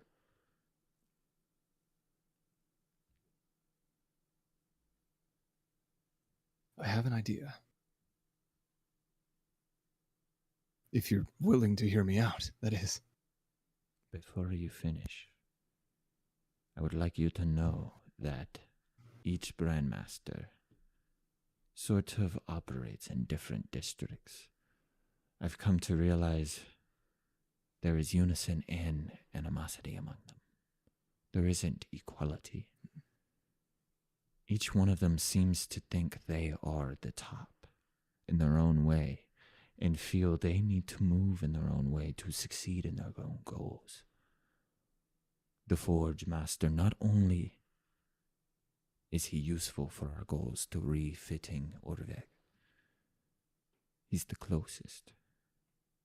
He's known to frequent the areas that are still scarred forest outside of Mother Moss's reach. One of the main reasons we wanted to get in touch with her was to see if she can provide some sort of fighting force. I didn't want to immediately jump out and tell that to her disciple while she was here. I didn't know if she's against Mama Moss or Mother Moss, as she demands to be called now. If she's against her fighting in any way. We haven't been able to properly get a hold of her. Honestly, Poppy is our only hope, you know. If anyone can do it, it's probably Poppy. Well, now I have two ideas.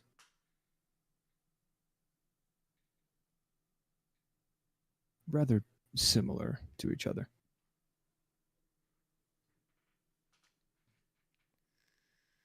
So,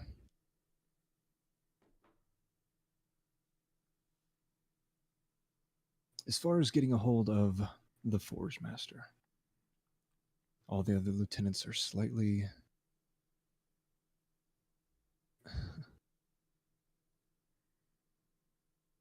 No, that's not the right word. They don't like each other. Let's keep it simple. They all look down on one another. Which makes me think we might be able to use their pride to an advantage if we could get one isolated. The way we could do that, a trap. Traps only work if you have the right kind of bait. I agree. We know what the Forge Master likes. What about the lieutenants? Fortunately, we don't have very much information on them at all. They are the most reclusive ones. I had that idea to be able to use them against each other. However, this specific brand master, I couldn't find a way to make it work. There's a couple of others that I have an avenue to use that, but unfortunately this one, we just don't have enough information. We need to Perhaps we should first start with figure them. out- Yes, we need to first figure out where they are, things that they know who his lieutenants are. Well, if you would like to skip dockets 2 through 4, we could just bait the Forge Master directly. We wouldn't know how. He doesn't leave his forge typically. I know how. Orvek might know how as well. Well, whatever you come up with, leave a message for me. I have a lot of other things I need to start taking care of now that, from what I hear, the one who looked after the orphans of the camp no longer is with us, so I need to start organizing their keep and care. Yes.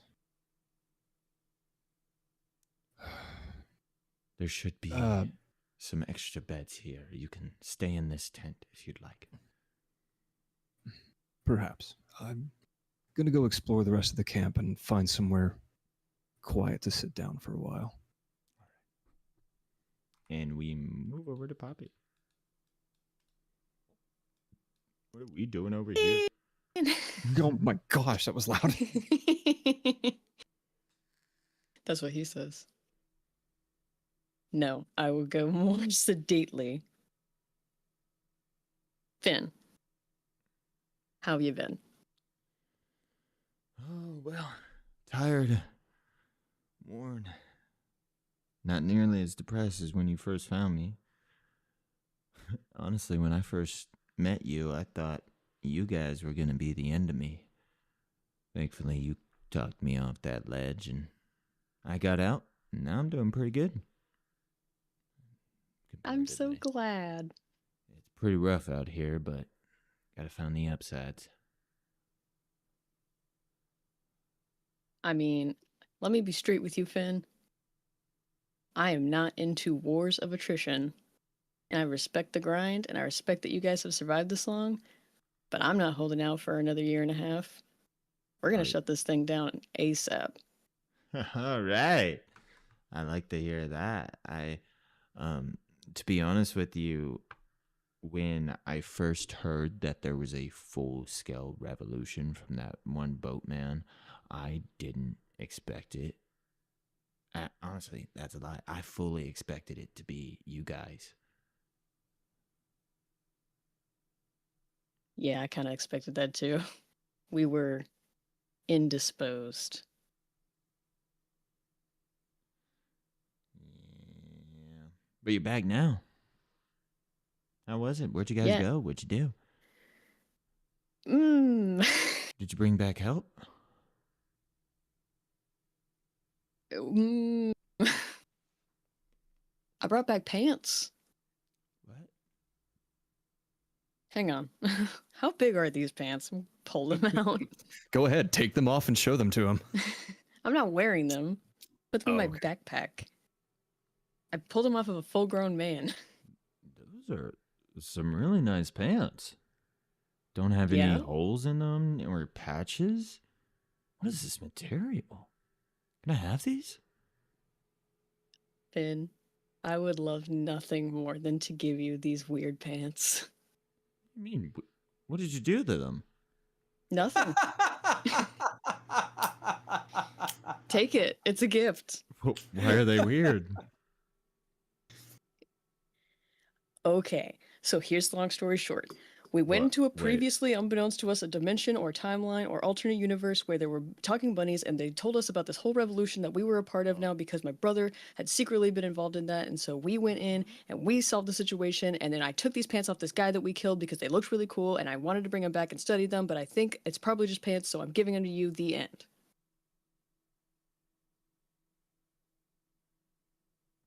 So here you go.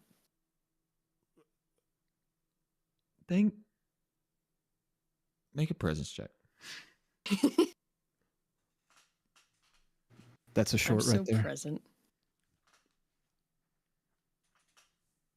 Please succeed.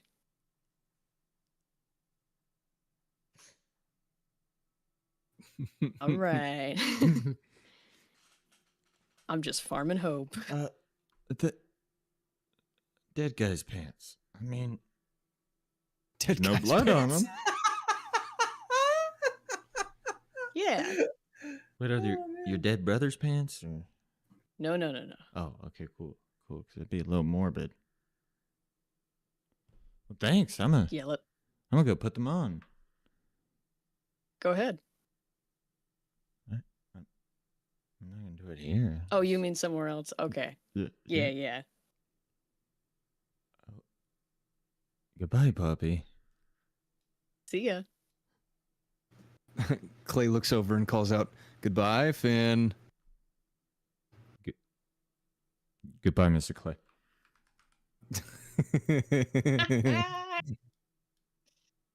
We traumatize him in other ways. Indeed. Alrighty. So, what do the two of you want to do? Well, I mean, Clay wants to talk to everyone in this camp. every single. I mean, kinda. Really, kinda. I mean, I find a bath and I take it and I sleep, so Clay can do whatever he wants. Okay. Clay, you can probably find one person tonight. Orvek. Orvek. All right. I did ask him. I did call out to him to meet me later. Yeah. And he may have heard you. You went wandering around the outskirts of the camp trying to find Orvek, and a few of the people sort of led you to that area, and you find him sort of like dusting brush off of himself and making himself way out of the forest. Oh, hey there. How you doing there, Clay? I just sent off my message. Hopefully we'll hear back by the end of the night or the morning or... Oh, I can't even see the moon. You get what I mean. Yeah, I understand. Orvek, I want you to take a look at something. All right, what are we looking at? Clay is going to pull out those stone knuckles that he got from Cole. I added pictures to them. Hey. Ooh. And pass them over to Orvek. And say, what do you make of those? Well, what cute little craftsman made these?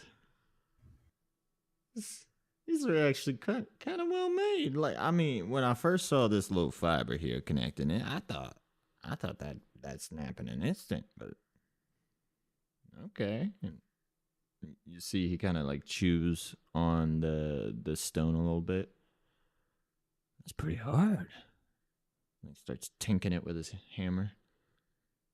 I like that sound. Holds it up to his ear. Yeah, that sounds good. This is a good one. What's it made out of?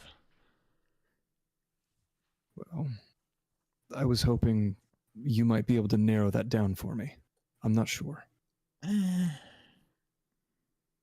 mean, I'd have to see how it does under heat, and I can inspect it for you. I'd need the forge, though, to be honest with you. Understandable. One more reason to find it and seize it. Yeah, hey, and once we knock out that guy who has my axe, figure out where he is, we'll be one step closer. Indeed. What do you What do you know about our target? Well, he wears a like red hood. He has the axe on his back typically, and he typically has daggers at his side. So I do not think he uses the axe as a main weapon. And the red hood definitely strikes me as him being some type of trap, red herring, or whatever you want to call it. The problem is the people he walks with, they're very similar, but the number changes often. You're positive it's your ex? I will never mistake it. Okay. Well then. Tell me about the areas that he frequents. How often is he spotted? Who spots him? Well, I have this little orphan boy who's been helping me out. He makes his way into the city often. He's been seen along the riverbanks outside the city. Hollowford itself has sort of decomposed a bit. There's tents all over. This sort of individual seems to wander around the tent cities collecting what he does from those who are still living around there. I think that's the most fucked up description of taxes I've ever heard. Yep, because as you can imagine, there is no sort of economy in this area whatsoever. Trade has completely died off. All of our food practically comes from foraging. So, leading the people into starvation is practically all they're doing. Well, Just another reason to kill them, right? couldn't agree more. Say, is there anywhere to grab a drink around here? I wish, man. I really do. I hear the Night Wolves, they planned a heist on one of the breweries that the Grimbrands still have running. They might have some brew, but they are very, very tight with it. Well then.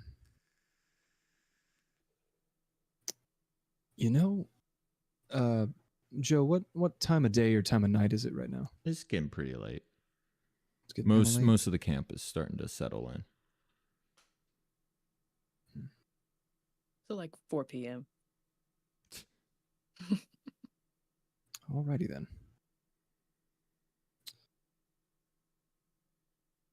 I think tomorrow morning I'm going to go on a hunt. Would you like to join me?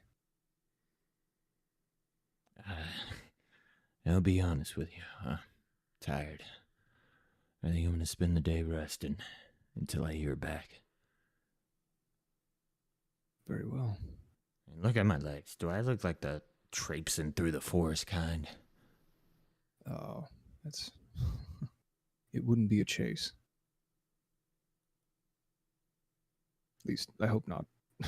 I'll leave the hunting to the hunters. I have my role. Okay. Well, come and find me whenever your informant gets back to you. I wouldn't mind meeting him.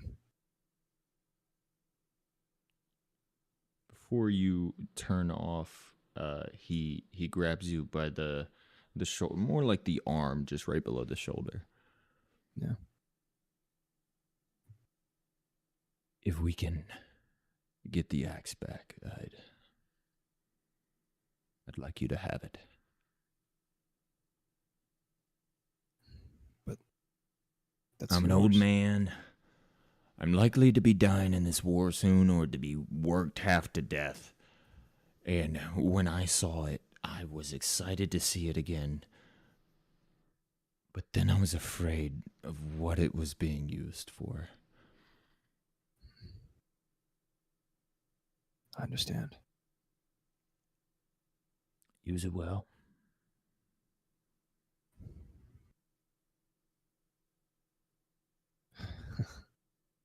Let's go get it back.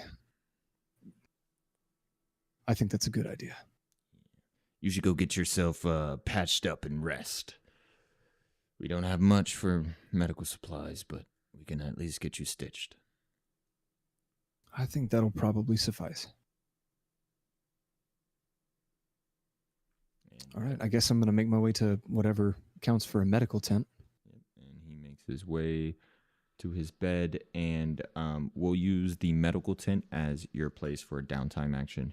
You have two options: regaining health or regaining movement of your arm. Ooh.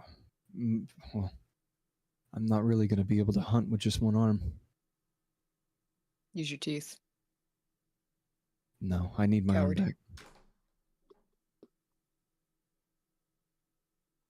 What downtime actions are we taking, folk?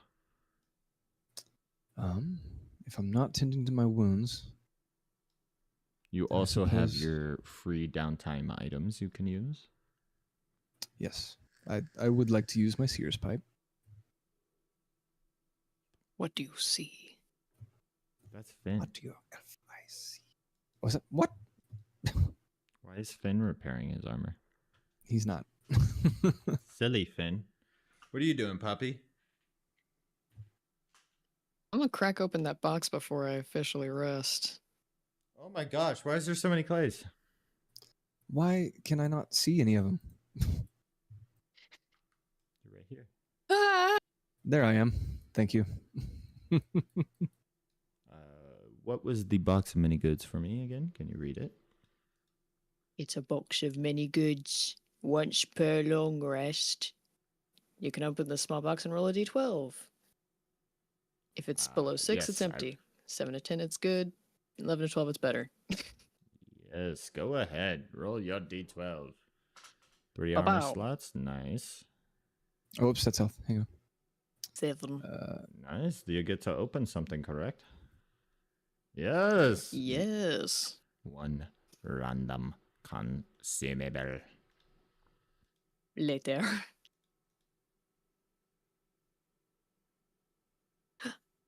Varic leaves, you say? Yes. Oh my gosh. You get a pair of leaves, and if you consume them, you immediately gain 2 hope. We are going to import That's that so to the nice. consumables, so you can find that in the consumables section. I've eaten them. Just kidding. Alrighty.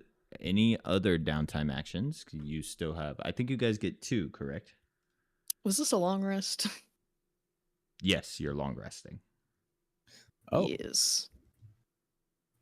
well, in that case, Yeah, you're gonna need like proper care and time, Clay. You're gonna have to like rest and get taken care of for them to like sew up and take care of your arm. okay. Da-da-da-da-da. So I guess I picked 10 wounds, which would be my arm, not Mhm. actually regaining any hit points, Yep. and then repair armor. Yep. And then Poppy, you prepared a hope and some armor. I guess I'll roll it, but I only have one that needs fiction. Baba Booey. Clay, what is your yes or no question that you're like smoking and thinking about that the world can give you an answer to? Whose kid was that? That's not a yes or no question. Dang it.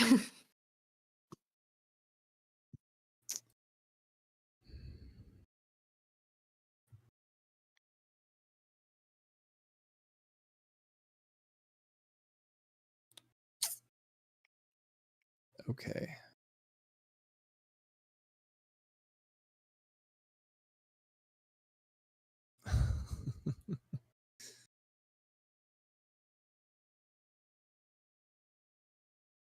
Is the Forge Master recycling Corvain because the land has been completely stripped?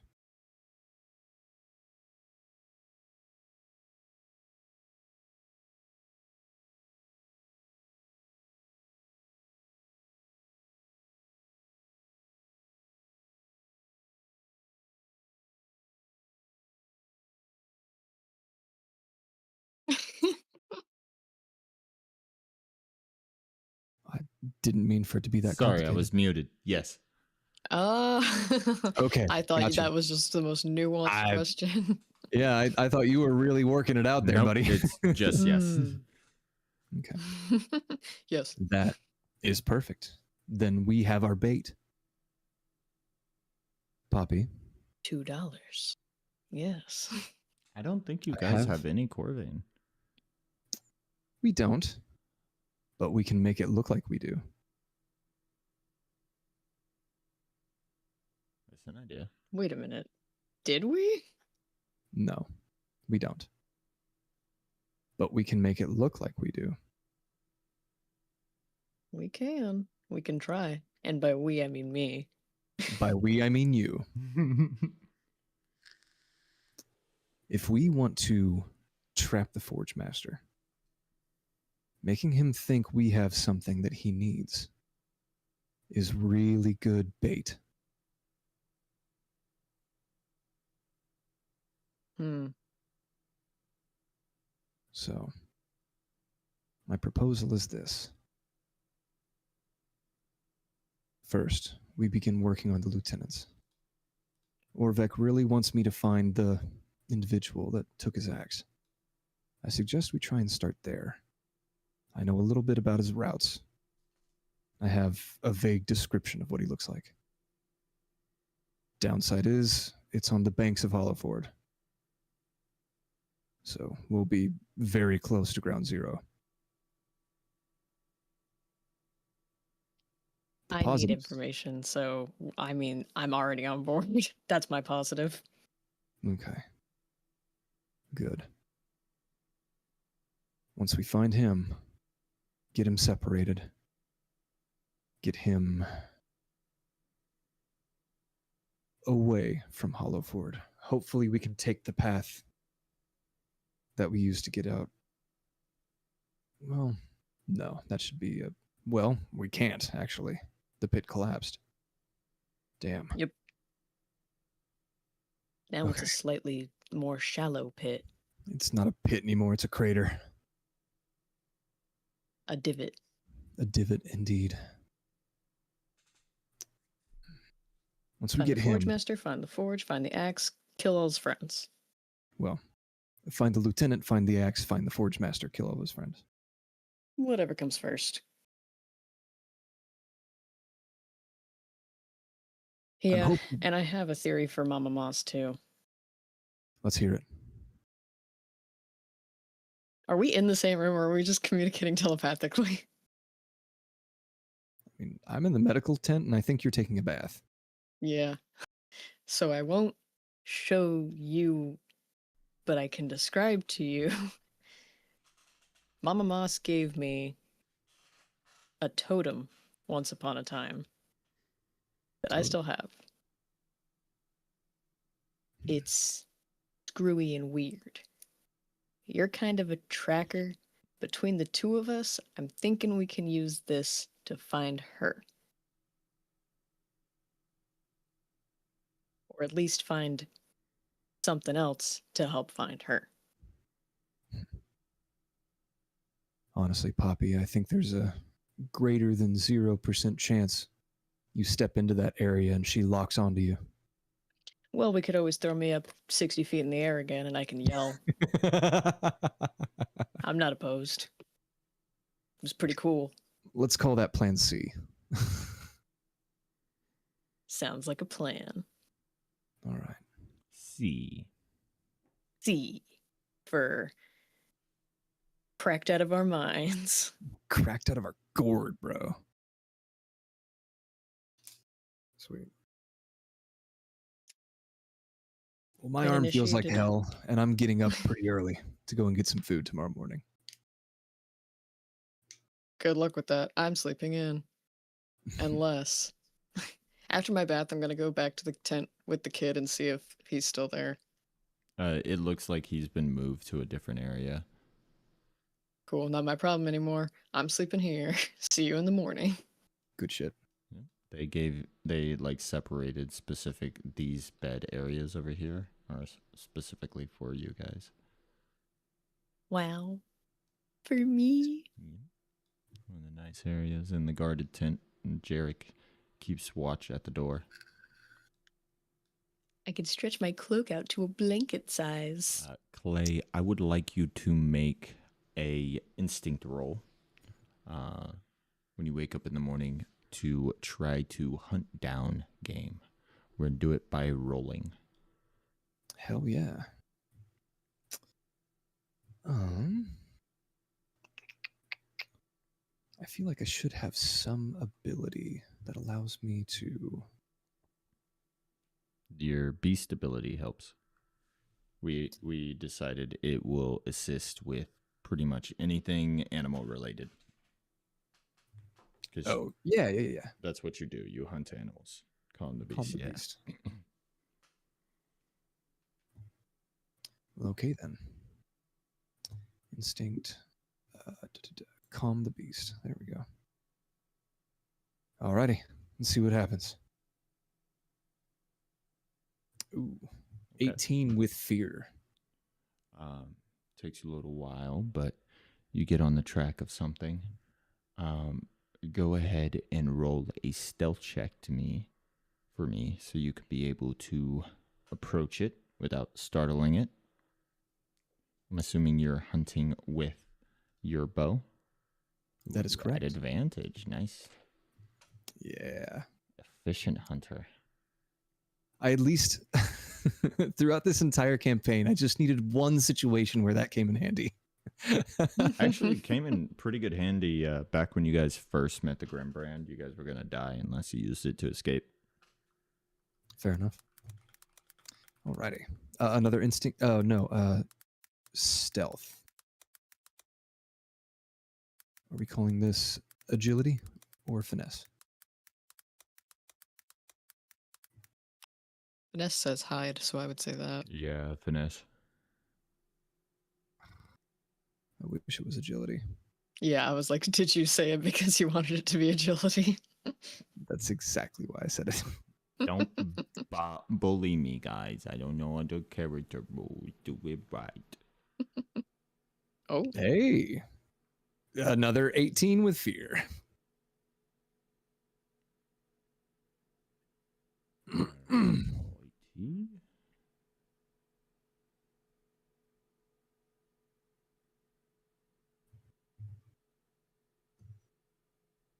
So, as you're traveling by, you start to notice that the trees you're passing by, they're scarred by antlers. And there's some creeks that run through here from like little offshoots off the river.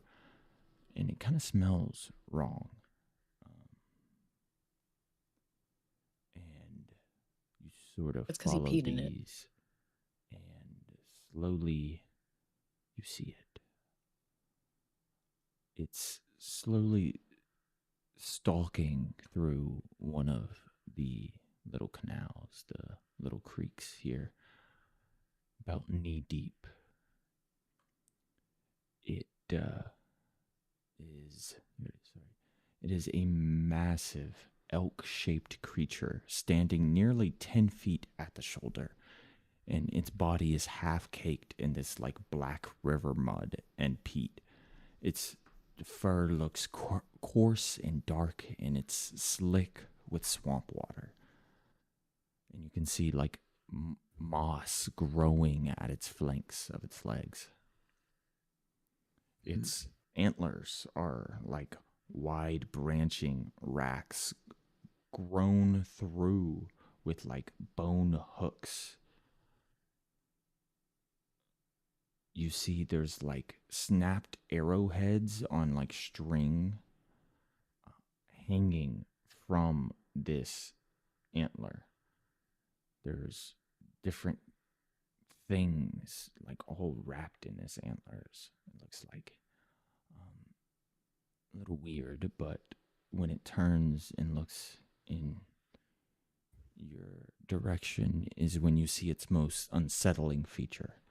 When the lower jaw splits slightly down the center, allowing it to unhinge wider than any natural animal. and inside are rows of blunt but grinding teeth for crushing these roots inside of this river. And behind them are these needle-sharp inner fangs.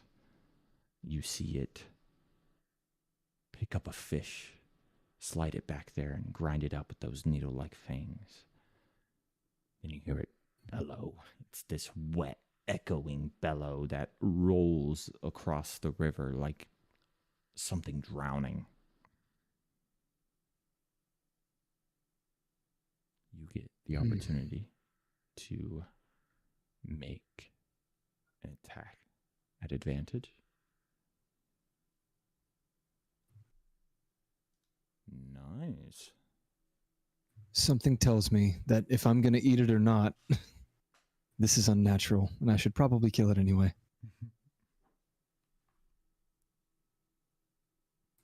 All right.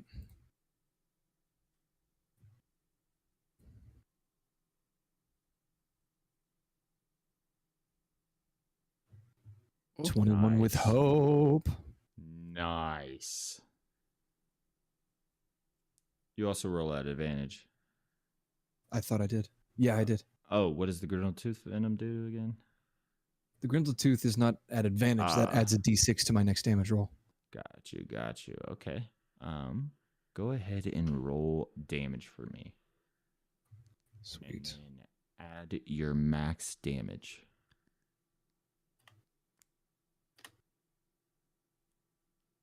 Add my max damage. This will be true damage. My max damage is 16 plus 6, which would be 22. Gotta beat a 30. You're looking good to be able to. So 8 or more. Yeah. Just gotta All get right. a little bit over 40% probably. That's 2d8 plus 6 plus 1d6 plus 22. Roll it.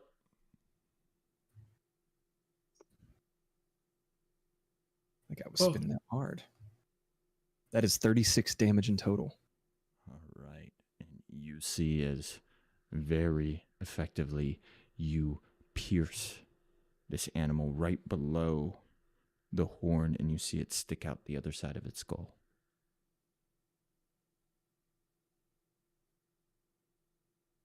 And then I knock sinks another arrow. slowly into the water, not moving.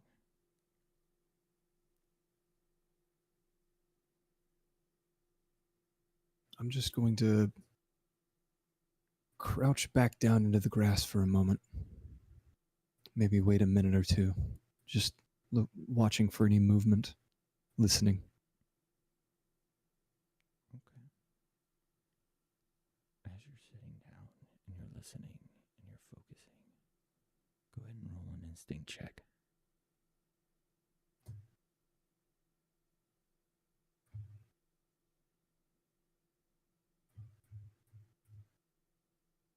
"13 with hope." You start to hear creaking, cracking, steps being made. Something else is out here. Something's on the prowl. It's not coming towards you, though. You hear it slowly walking away from you.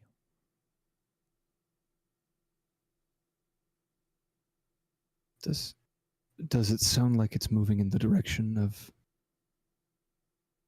that weird elk? It's on the other side of you and the elk. Moving away. in the direction of the camp.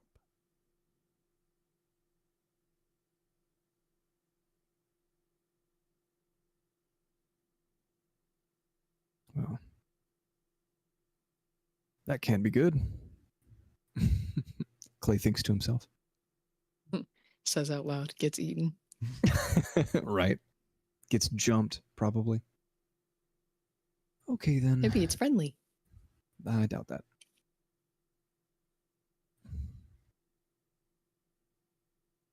Mm. All right. Poppy, can you do me a favor? You are too far away from Poppy at this point. Oh, okay. JC, can you do me a favor? Oh. Yeah. JC, will you roll a d4 for me? All right. I feel like if I roll it, it's going to be rigged for some reason. That's a What is that? 4. A 4? Fuck. Okay. I had decided if it was an odd number, I was going to clean the carcass and bring back breakfast.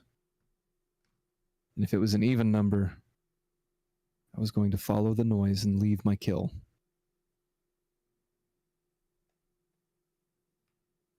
Alrighty. Because if something is heading towards camp, I got to make sure that we're not about to get ambushed. So you start stalking, following after this sound you were listening to. And at that point you realize it's not just one entity, but multiple. And that's where we're going to take our next break. We're in danger. If anyone's in danger, it's me.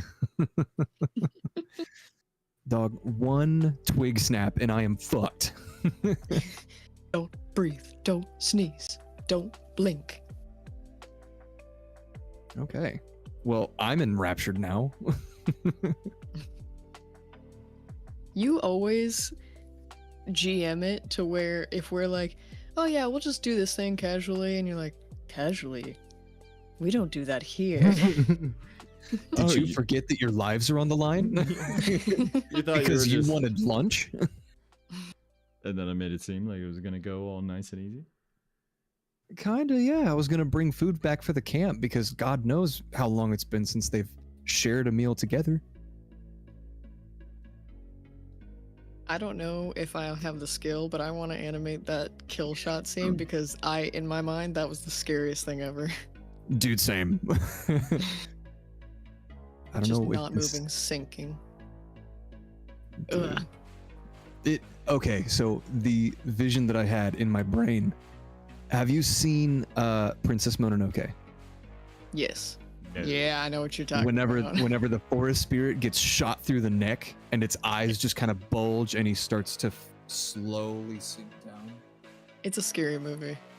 For what It is is. a scary movie, dude. I mean, it's a sweet movie, don't get me wrong. And it's a really good story. But it is fucking terrifying in some points. It's spooky. I'm not gonna animate it. I won't do it justice. Oh, I bet you could.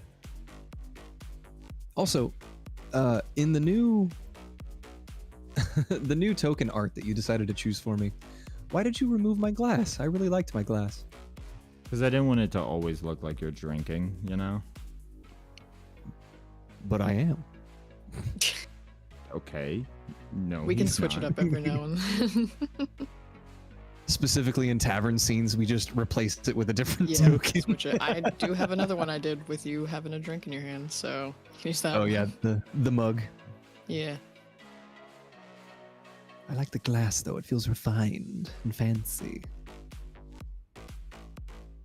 Well, you're not. I know. You're in a tavern. I know. This is a McDonald's. Do you like our showers? Our shower cigarette scenes? What? Go to the art tab. Oh. One sec. I gotta tab back over. I saw the reference for it and I was like, oh yeah, I gotta make one of each for us. What the fuck? What is this? What is this?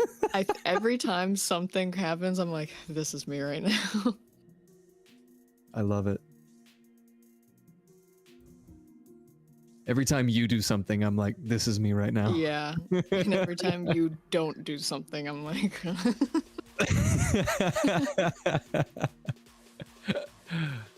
Oh man, you did such a good job. Holy shit. This is great. Thanks. I found someone that has a lot of public references and it helps a lot, so I don't have to worry about thinking. Yeah. Just keep the character. Which is hard. That's why I had to give such a definable fluff for the white for you, because I'm like, I'm blue. That's easy enough. You know, I didn't remember describing the fluff, but since you added it, I have fallen in love with it. Good. I couldn't remember. You said something, and I know I didn't put it in the final version of whatever else I did. I was like, I think this is what happened. I said that he had a gray streak. Oh, there you go. It got bit by a this- bear. No, this is fine. If anything, I like this even more. Excellent. We're winning. I'll But- add the scars to popular later. Nah, it's fine. Don't worry about it. I do have an idea for like a good, like an actually good token pose for Clay. Do it. So whenever I, like just now, as Joe was describing that whole hunting scene, I was like kind of playing a rough movie in my head, going with it. Mm-hmm. And one scene that stuck out to me was after I loosed the first arrow, and then I lowered my bow and immediately knocked another one because I thought it was going to get back up and charge me. Mm-hmm. Heck yeah. That scene right there, that tensity. If you can capture that, I would love that. We shall see. I put in my class schedule, and there's like a nice big break on certain days that I think I can just spend on animating and stuff. Yeah. Once I get my computer and my bed and a couple other things to my new place, I'm going to start really cracking down on getting videos and shorts pumped out. Excellent. And that whole scene with you and Finn, dude, I think that's going to be the first one that I do. I've been hankering to use those pants, man. So they're dead man pants. Yeah. How thoughtful. Can I have it? Yes. Yes. Yes. Joe, are you still here? Yeah. All right, sweet. So while we're still technically on break, I don't want anybody in the audience.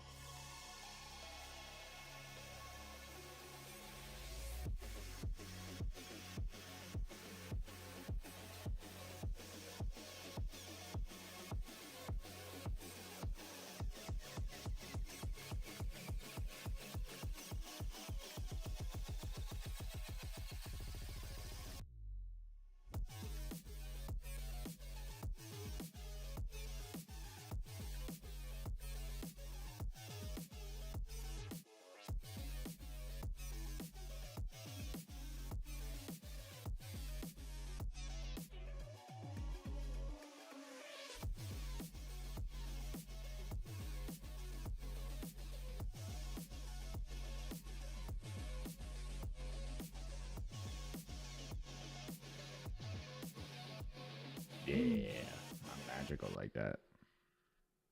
Way. Alrighty.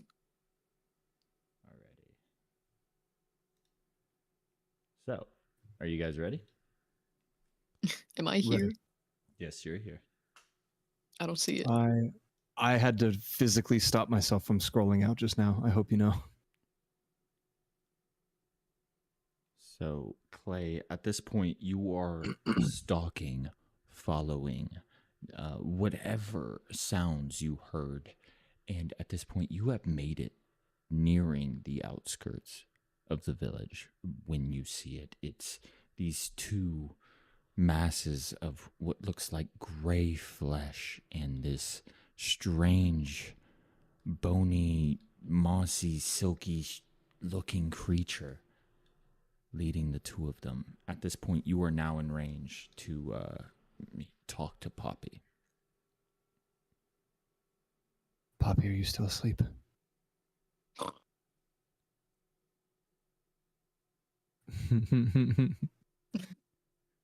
I don't. Can telepathy wake people up? Is that something that can even happen? Maybe. If you try hard enough, we'll roll for Now's it. your chance. All right. Man. All right. I'm just going to try and mentally project that disgustingly garbled howl that the elk that I just shot gave off. I'm going to try and project it into Poppy's mind. Would that wake you up, Poppy? Is that something jarring to you? That doesn't. This answer doesn't say, "Will it for sure wake you up?" It's if the roll will be easier. If you think that would be something Poppy would wake up for. Poppy has nightmares consistently. So it's a drop in the bucket. Yeah. All right. Oh, damn. Play. Go ahead and roll a.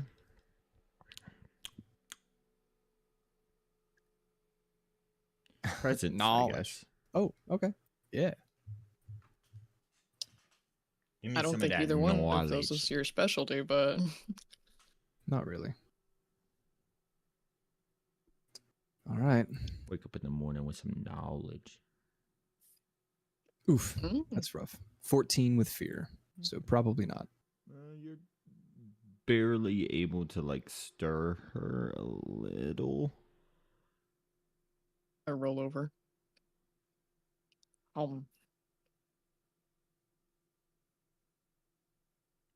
hope there's no impending danger right now.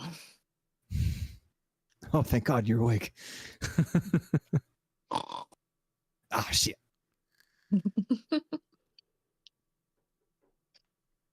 I mean, realistically speaking, Clay just projected this noise and was hoping Poppy would wake up. He has no way of confirming whether or not she's awake. So if she doesn't say anything to him, he doesn't know. Yeah. So what do you do?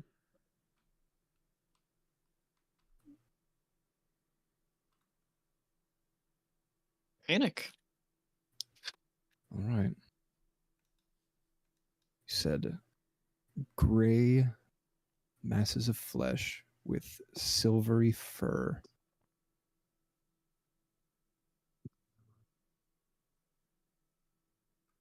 Could I tell if this is like an animal based on the silhouette? Not one you've ever seen. Oh, that's definitely not comforting. Have you ever seen a silverback gorilla? Probably not. Just wait until you see these Boom. guys. Case closed. All right. That doesn't help me at all. Okay. I guess I'll try and make my way a little bit closer. All right. Make your way a little bit closer, and at this point, you can see over here, Can I zoom out now? just Yeah. a little. You see as one comes fully into view past the tree. But I know there was more than one. Oh my gosh, what the fuck? Okay, hang on. Maybe that would wake me up a little. The oh my gosh, what the fuck would wake you up? Yeah. Oh, Clay. Clay doesn't sound worried like that often. He's so stoic and put together. You need to listen to my inner monologue more often. Okay. I don't know what the hell this thing is, but I think there's more than one. It's big, and it's ugly, and it's right outside the camp.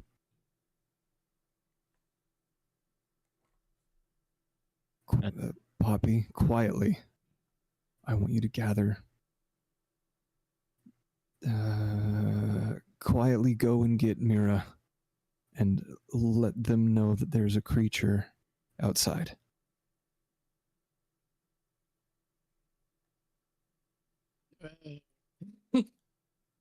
Okay.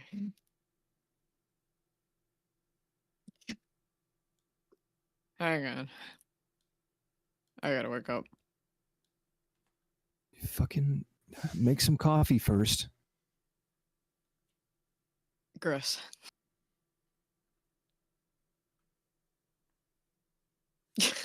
I can't zoom out enough to see my tile, so I can't click on my inventory. I'll bring Okay, you over. no, this is easy. The token controls and then select tokens, you can drag and get a large square. And wherever you are, it'll pop you in. Oh, Just drag another puppy on the screen. I was sent to oblivion. Yeah, hang on. Why? I'm gonna pretend I didn't hear what I just heard. I don't think anyone else heard that. No. I did not hear anything. Cool. All right. So what are you doing, puppy? I'm trying to see if my telepathy spell requires me to be in range, like visual range. If it doesn't say so, then no. With one target you can see. Dang it. Then it does. Crap. Well, you might be able to modify it. Okay. Here's what I'll do.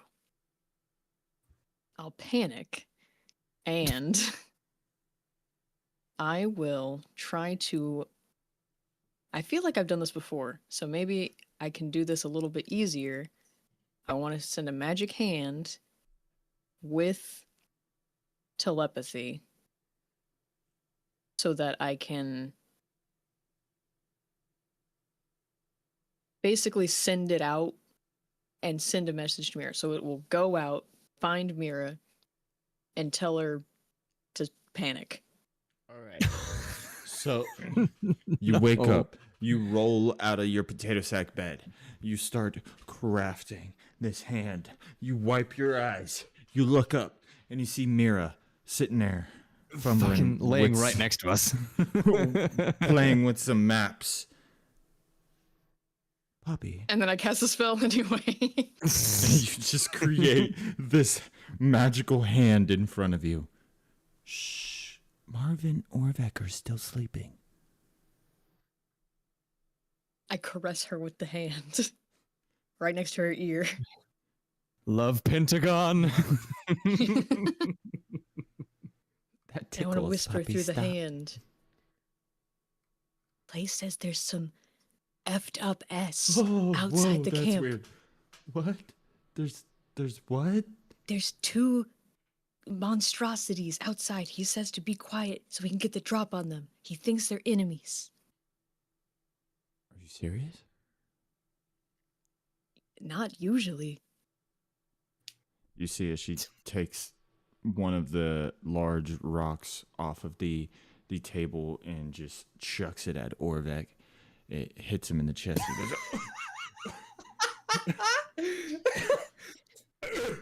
Oh my god. Of course, Orvek screams at the top of his lungs and makes himself a target, as is the custom. I drag my magic hand over there and stick it in his ear, stick a finger in his ear, and tell him the same thing. What time is it? Enemy, enemies. Good And morning. Mira goes over and stirs Marv. There's some enemies coming in the camp. I'll try to quietly get the refugees on the other side. What side of the camp are they on? Clay, what side of the camp were they on? You guys are on the backside, Clay. They're on the backside, Bobby. Mira, they're on the butt cheeks. Fucking. I think I know Poppy. what you're talking about. Okay, Marv, Orvek, you two go with Poppy. Figure out what the hell is going on. Handle it. I will figure out if we need to break down and run.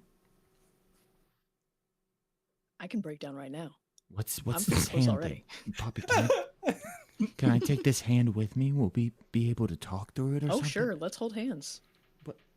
No, I mean that magic hand. Oh, yeah, that too. Poppy's already like magically holding Mira's hand. At this point, Look, I have the most presence of all of these characters. Mira starts just snapping in your face. Poppy, listen, focus. Yeah. Take There the are hand with you. monsters. Because the hand was in contact with Mira, she heard you do that. I'm kidding. But that totally could have worked in some weird fucking mental string. What's the hand from the Addams Family? It. Cousin Or- It, yeah. I'll crawl it up on her, let it rest on her shoulder like it. Uh, There, use you it. know- We can communicate. Weirdly, it's not as uncomfortable as it looks. Gentle Okay, squeeze. go. Okay. Stealth Uh, mode. DM, from Yes. outside where Clay is currently positioned, Mm-hmm. did he hear Orvek coughing and yelling? No. And Okay. the thump of a rock hitting him squarely in the chest. No, that's good. If Clay couldn't hear it, then maybe the camp is still quiet. How early is it? How early did you get up? I got up right before dusk. Or right before dawn. Excuse Oh, me. you Excuse slept me. in. Right before dawn. Okay. I'm no good at stealth. I'm letting the other guys lead the way. All right, they're no good at stealth either. They start rampaging their way towards, and at this point, you now hear the heavy footsteps, Clay, and you hear these creatures make noises as Marv and Orvek start making their way, and they start making their way into this clearing, and you're slowly following behind it. Can you move, butt face? Can I start zooming out now? Yeah, everybody can Okay. zoom out. Thank God. Everybody in the club get tipsy. Oh. All right. Hearing the creatures beginning to move, can I take the initiative and begin moving into a position where I can get the drop on them? Yeah, let's go ahead and mark combat states, if you will, everybody. Absolutely. No. I'm not going to participate. Well, I mean, I'm not Just entirely kidding. Sure. Actually,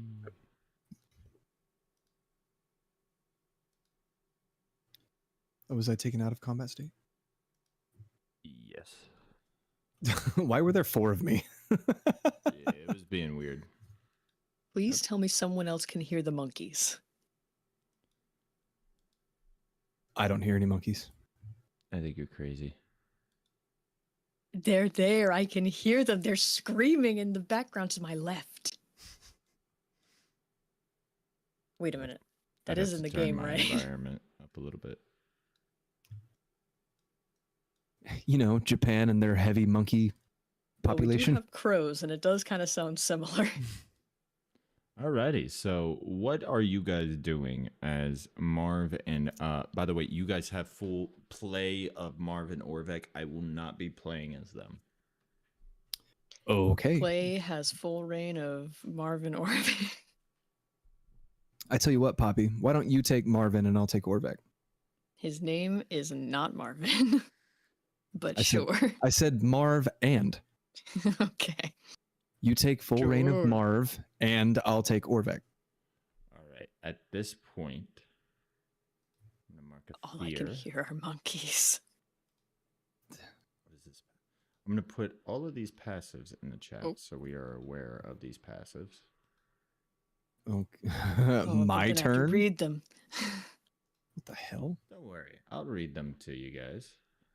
First, Yours is mine rivalry. rivalry.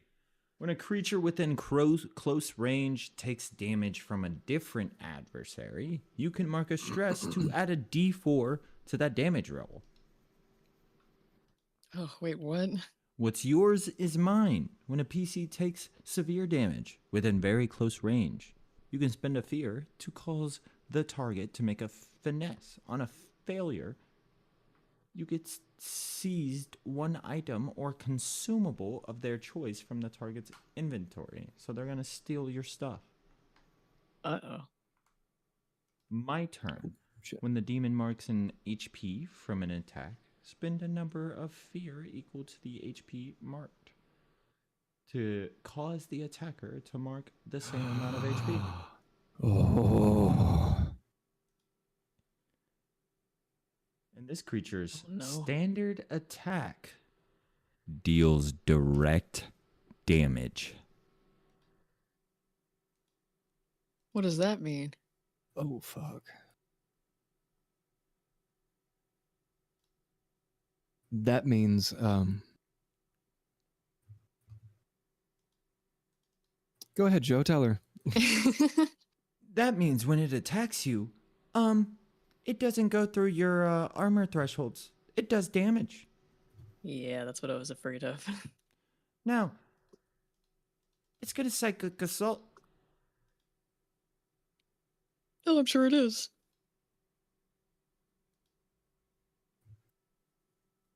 Uh-oh. That is an 18 to hit you, Miss Poppy. Yeah. That'll do it.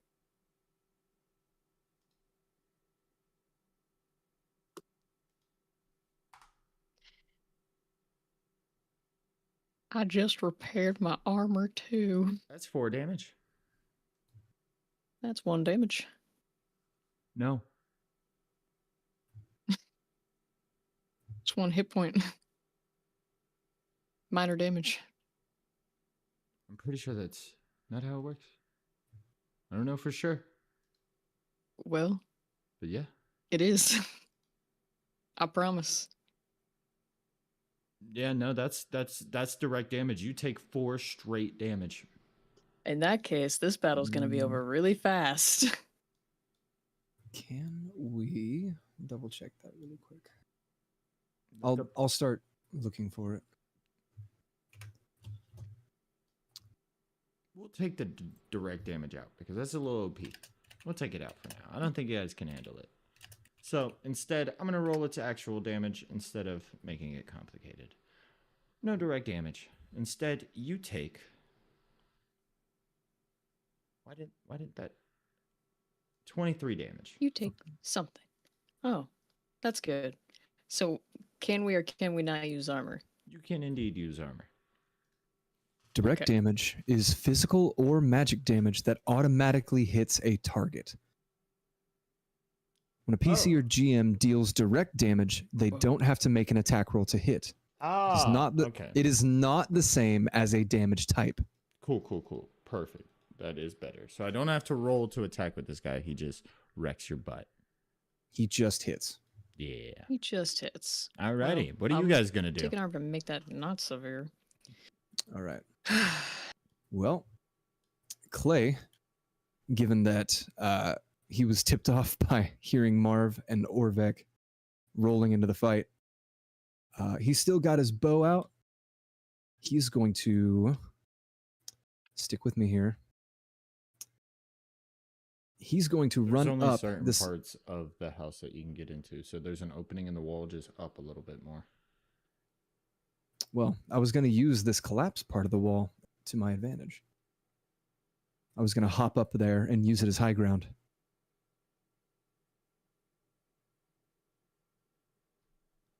Oh, there's a was roof hoping on to. this one. I think. There is. Yeah. Like imagine this is like just a wooden structure, not stone. Well, okay. But there's an opening right here. Yeah. Sweet. I'm gonna come through the back here, and I will make a longbow attack. All right. I'm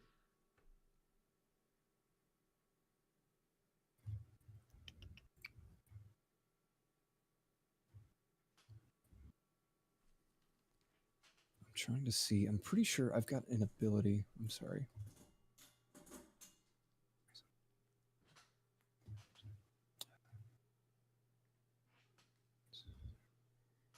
All right.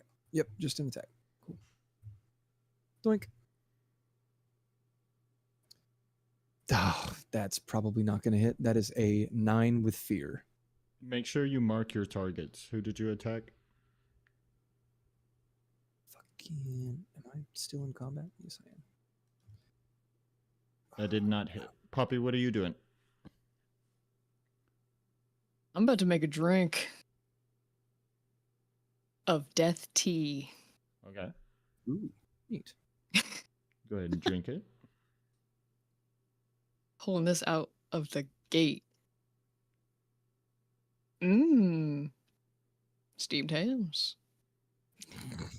Better hope I make a crit within my next long rest or I'll die. Is Marv and Orvek doing anything? You bet your pippy. Yeah. Where is Orvek? There he is. Alrighty. Orvek is going to fucking, for some reason, I can't drag and drop anymore. He's going to approach the field experiment to the north. And he is going to. Damn.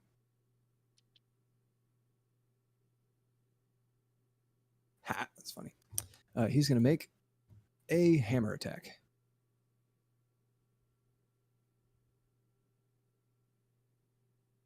Ooh, nice. Oh. 17 with fear to hit. Make sure you mark targets. I'm trying, but I can't. Whenever I try and mark the target, it's just opening their page, and I don't want to look at that. It's just toggle target state.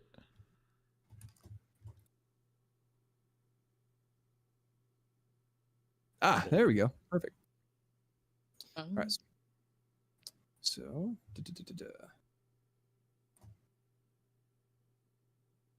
fucking, where'd you go? It was 17. That hit. Dope. Heal him. I might have to. What is Marv doing? 2d12 plus 2. No, that's not. Marv. He's going to become unstoppable.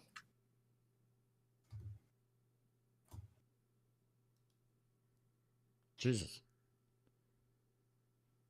You gain an unstoppable die.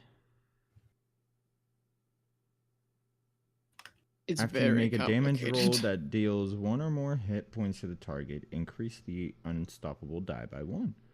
When the die's value would exceed its maximum value, or when the scene ends, remove the die and drop out of unstoppable. At level 5, your unstoppable die. Oh, what? You reduce the severity of physical damage by 1 threshold. You add the current value of the unstoppable die to your damage roll. Okay. I'm picking it up. I gotcha. How much damage did Orvik do? 1d12 plus 3. Oh, son of a bitch. 5. All right. This guy Kill is him. going to go ahead and mark a stress. Ah. And he is going to make 2 attacks at Orvik. All right. Let's see it.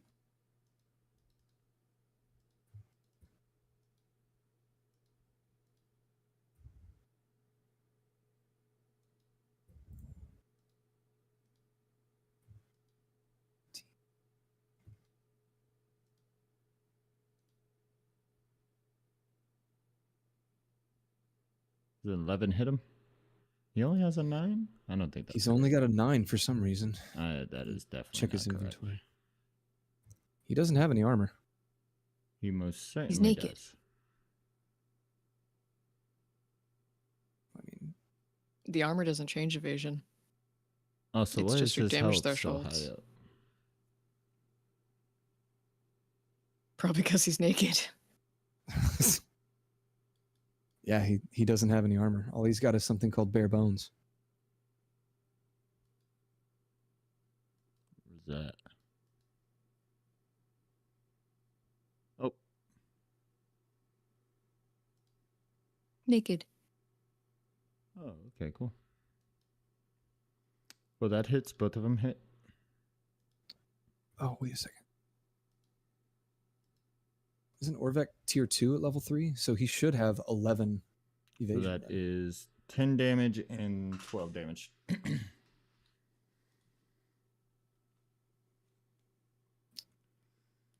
Okay. Alrighty.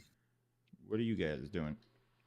10 damage and 12 damage. I'm going to go ahead and use a fear. This guy's going to turn around and attack you, Clay. Really quick. Upon receiving damage, Orvek is going to mark 2 stress and use revenge. What does that do? Revenge. Misses. So he marks a hit point. Nice. Keep taking hits. Keep using that. And this guy missed his attack on you, Clay. So you guys can move, do your thing. Sweet. I'm gonna do it. I'm gonna wreck it. I'm gonna use the kava wrap. Clay is going to squeeze past behind the demon and take a shot at the... He's not a demon. That was just what was in the thing. He's just a creature. Fair enough. Just a little freak. Demon is a Moves- little heavy of a word. Moves past the extra ugly one and is going to make another shot with his bow. Alrighty. What do I need to roll, Poppy? You need to roll a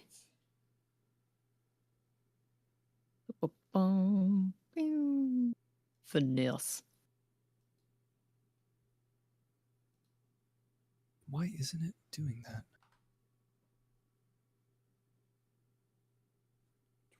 12. Nope, What happened? not good enough. You're restrained. Oh, no. Why isn't that working? And you take a d6 damage.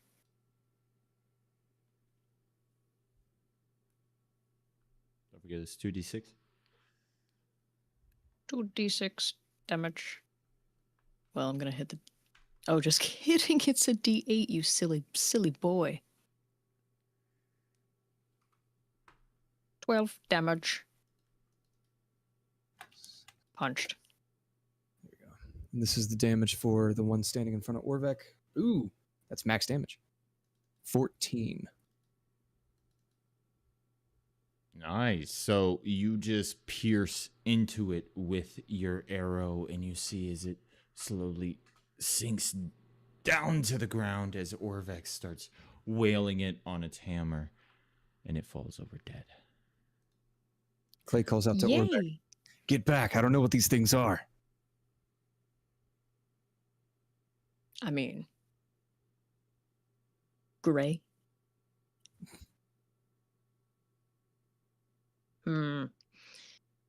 Well, Marv's gonna have something to say about it. He's gonna just punch him with a broadsword. I don't think that's how okay. You don't know. Is he not using his fist at a high velocity? That's right. Get punched. Oh, it's a 6 and a 9. Go ahead and roll But it's damage. a 17. Ba-da-boop, ba-da-boop, ba-ba-da-ba-da-ba-da. Not very much damage. How much was it? 6 damage. However, he'll use a forceful push to knock them back to close range. It wasn't a success with hope, so that's all it does. He knocks him into this guy, and now they're stacked up on each other.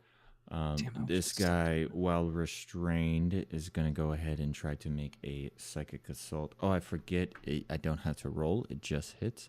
He's going to make a psychic assault against Marv.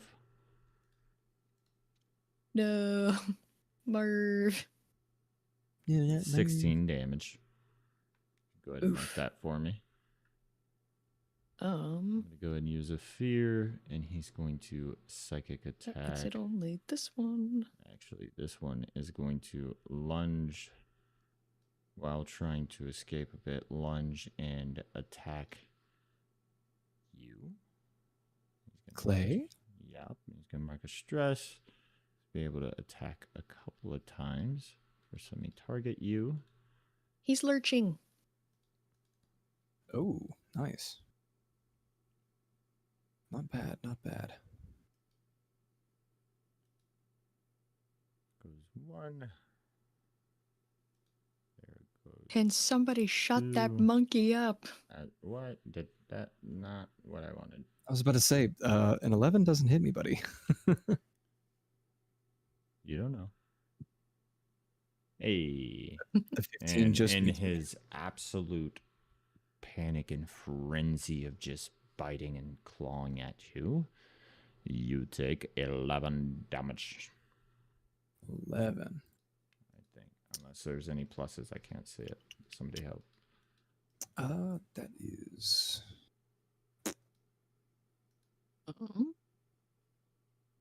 4 out of 7. I am beginning. 16 damage. Not good. Still just 1. No, it's not. Now it's 2. But I'm going to mark an armor. So still just 1. Alrighty. Alrighty. Well, he's in fisticuffs range, and I am wearing the stone knuckles as a secondary weapon. Nice. As you go to swing at it, this guy attacks your mind. He tries to use your distraction with this creature in front of you to invade your mind. Ooh. You don't want to do that, buddy. It's kind of messed up in Actually- there. Actually, he's going to use what's yours and is mine on you. Uh-oh. Sorry, make a finesse reaction roll. Are you dripping in finesse? Oh, goodness.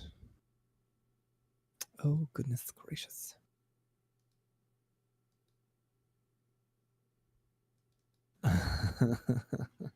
What does he need to roll?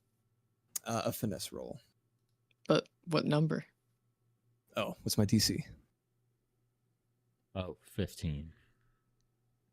Uh-oh, someone's gonna lose an item. Yeah, definitely. Oh, Fuck! Almost. 13 with hope. gotta hope though. I was already maxed. All right, someone needs to be spending their cash. Right. Okay. What is he gonna take? I have no idea at this point. Your weapon. You don't have any idea. He took my memories. Something is gone. Who am I? Oh my gosh, don't say it's what I think it is. We'll worry about this later. That's not what I meant to do. Hang on. I'm looking for Shoot him something. point blank. So, are you gonna punch the guy in front of you? I am. As a matter of fact, I'm going to make a swing with my fucking cold knuckles. 2 hands, 2 knuckles, 2 attacks.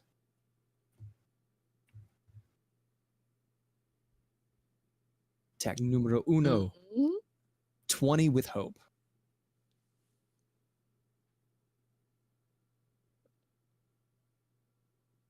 You should spend some hope. I'm guessing a 20 hits, right? Yes. Okay. It shows whenever you target them.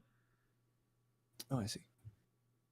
First attack damage is 14 damage. So as he's Wow. biting and clawing, I'm so focused on this thing I don't even notice anything getting lifted from me, and I just swing with a right haymaker and just crack him across the cheek. He's gonna try to claw at you and bite at you while you're doing that. 12 Just does not hit. missing you. Go ahead and roll your second attack. Alrighty. Second verse, same as the first. Whole lot of knuckles. And a whole lot worse. 16 with hope. That hits. Hell yeah, buddy. Spend your hope. Spend it. Shut up, I'm trying. Second attack, 10 damage. Nice. You put it down. And I'm going to spend 3 hope. You following me? You to following me? eat it? Hold them off. Not When in I the range succeed of on the an- attack. You do kind of have a wall between you. How are you gonna punch that guy? By getting over. Throw to them. No. It's within the range of the attack. Okay, fine. But 3 hope. But if we hope. Okay. Nah, it's fine. Alrighty. This guy is going to use his psychic assault. I bet he will. Right onto Marv's brain. Oof. For a good 14 damage. Oof. Perfect. I'm going to mark This is a nothing to Marv the fear tank. for him to also assault Papi's brain. When it comes to Marv, make sure you're checking out his unstoppable ability. Papi, Oh, take yeah. the 17 damage. As you just get a massive migraine as you hear this Mhm. creature's whispers into your ear. Ow. And it's gonna eat this. I'm gonna levitate it because I remember something that if I hit it, it can do something to hurt me back. So I think this is a way for me to mitigate that because the gravity will hit it. Okay. That's my logic. And I'm gonna use my hope, do magical prowess to give me +2. Eat my shorts. That's Nice. a 20. So you Get now up have there. him levitated 60 feet up into the air. As he's up into the air, he takes the opportunity to brain blast Clay over there. Like Jimmy Neutron? Yeah. Clay, blast. you take 18 damage. Oh, fuck. That's not good. It's okay, I drop it. All right, it drops 60 feet in the air. Go ahead and roll a spellcasting roll to try to amplify the force of the gravity. Open my sheet. Thank you. Spellcaster roll. I'm going to use magical prowess again. Give me another +2. Baba booey. That's my special number. Nice. So I'm Okay. gonna get that hope You right can back. roll Nice. 2d6 times your proficiency modifier plus your knowledge. Oh my gosh. Okay. 2d6 times my proficiency, which is 2. So 4d6 plus my knowledge, which is 3. Boom. Ooh. That was pretty good. 22. You rolled very damage. well there. Eat it. Eat it. How Yeah, does it so taste? It's going to go ahead. I'm going to use 2 fear, and it uses. It's my turn passive. No. And you take 2 damage. I don't need it.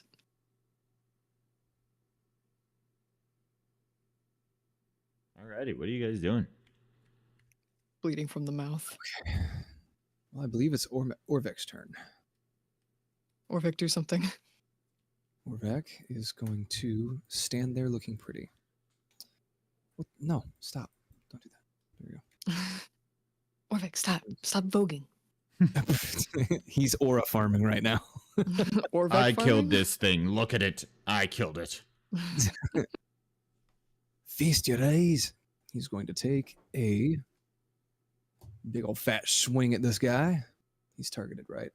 I hope he's targeted. Dude, 6'7". 15 with hope to hit. Misses.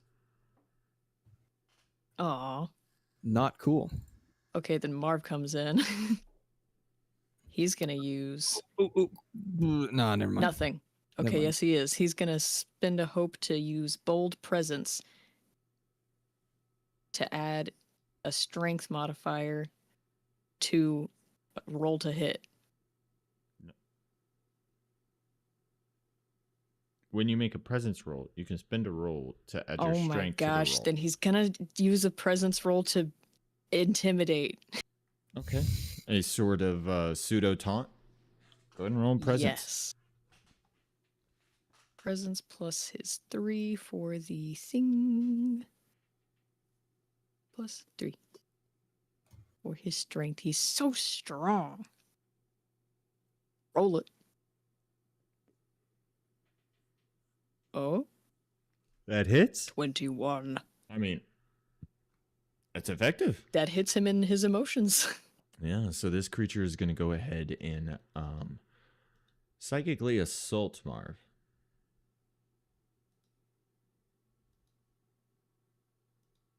Don't do it. You can't stop him. That is 13 damage on Marvy.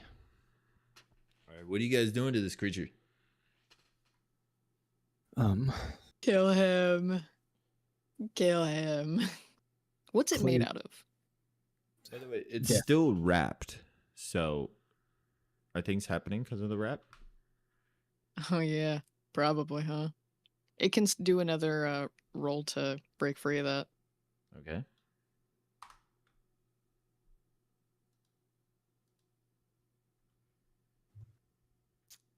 I do not think that works. You're right. Clay, do something while I remember what it restrain does. Oh, I figured it out actually. They can't move, but they can still take actions. So yeah, they just can't move. Well, the cover wrap has other stuff while they're still restrained. You're so right. That it hits. Why does that say that I've got 2 hits though? Because Oh, you- okay, yeah. never mind. Alrighty. Yeah, your cover wrap is a very strong. 13 damage. 13 damage. Nice. And After loosing that arrow, Clay is going to duck back into cover. I see. Since it failed to break out of it, it takes another damage. So I will roll that. It was 2d8 plus my knowledge, which is 3.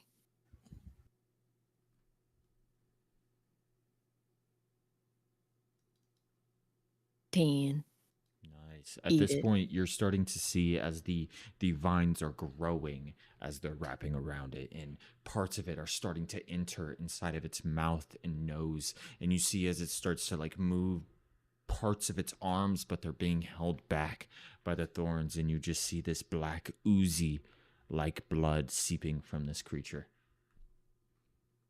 I'm coming in hot. I'm finna bite this thing.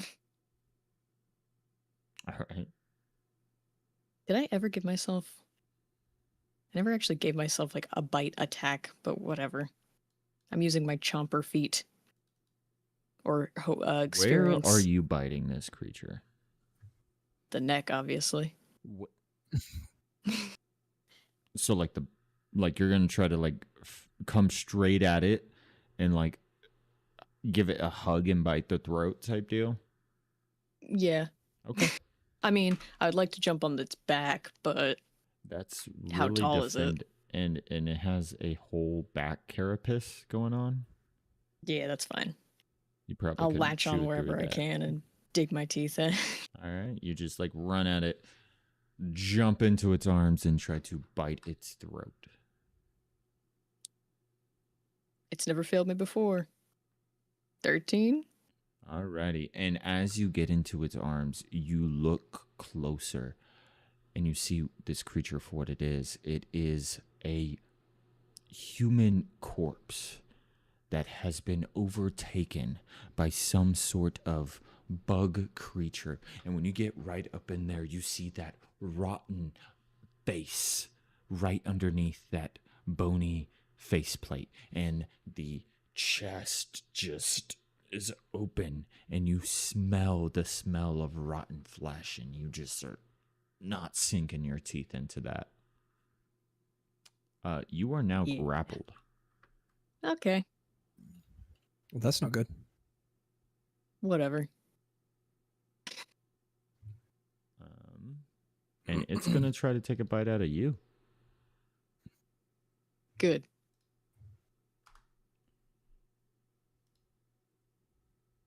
It I has dare you. advantage because you are Oh, grappled. you smell bad. You still smell bad. That is a success. You take 6 damage as this rotten, gummy, a couple teeth still in it, starts biting into you. And that's not where the pain is, as its mandibles come in from the sides and start piercing into the sides of your head. Gross. I'm gonna tase it with Alrighty. my body. As you do, The explanation is so funny here because it's just like it hurts you so bad that it's a reaction that I just don't even think about it. I just shoot it.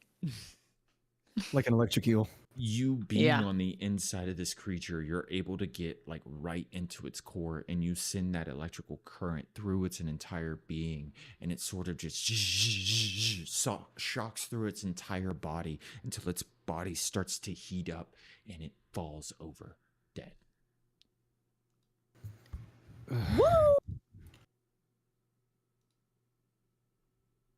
I never go wrong with latching on to the enemy. Clay pops back around the corner, bow drawn. I spit blood out of my mouth and I'm like, Oh, God. I guess that's why they call you Fang. yeah.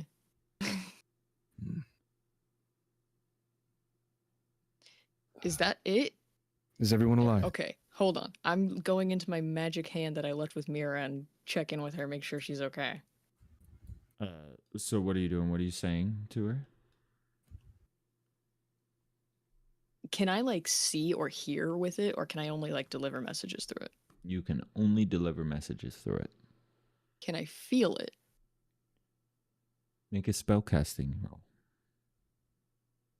While she's doing that, I'm going to tell Orvek and Marv, check the rest of the camp. Make sure those were the only ones.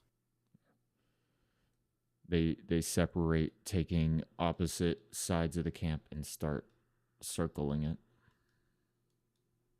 13 with Uh, fire. You're able to like feel a little bit. It's like a numb feeling. Okay.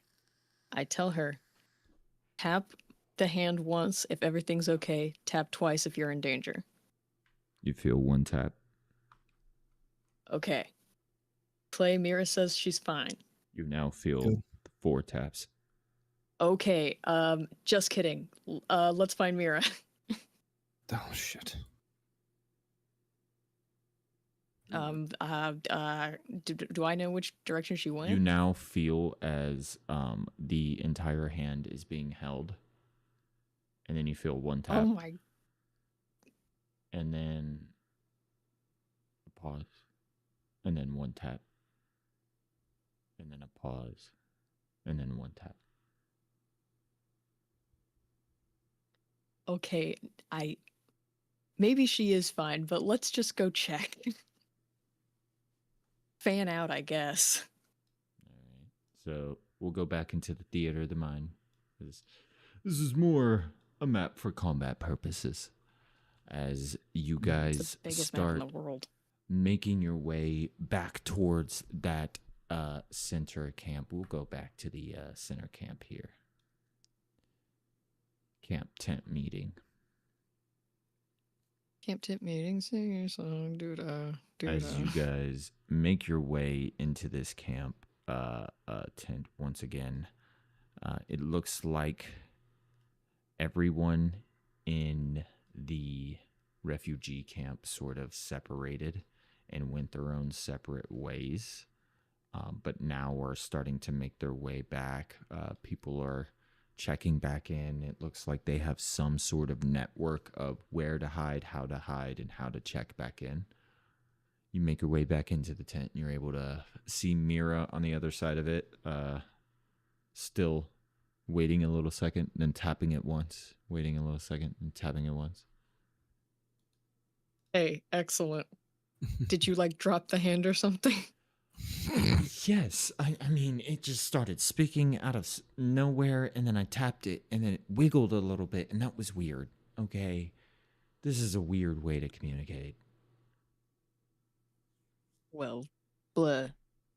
You didn't have any better ideas. It's fair enough.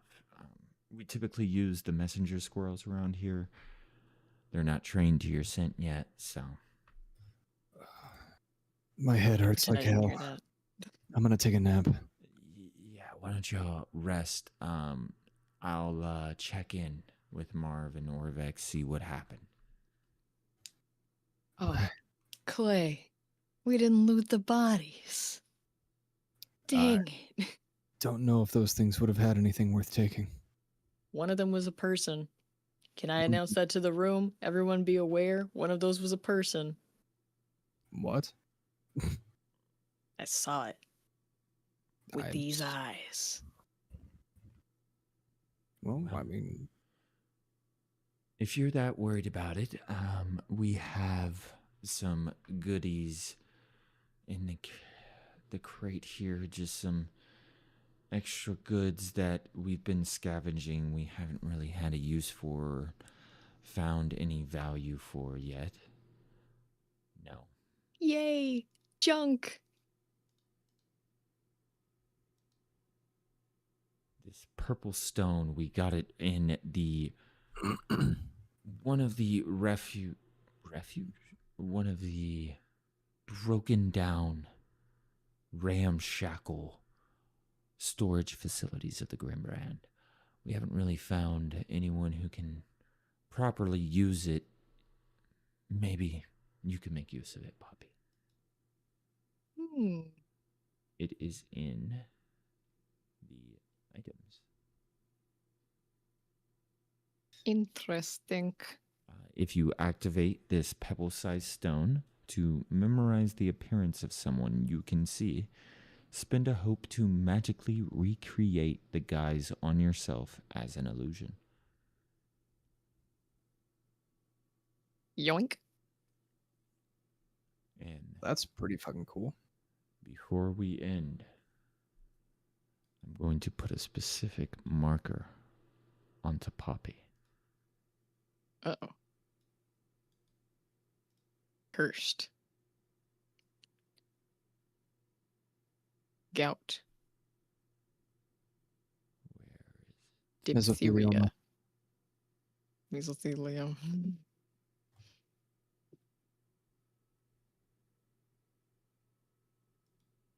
Stinky baby disease. Huh?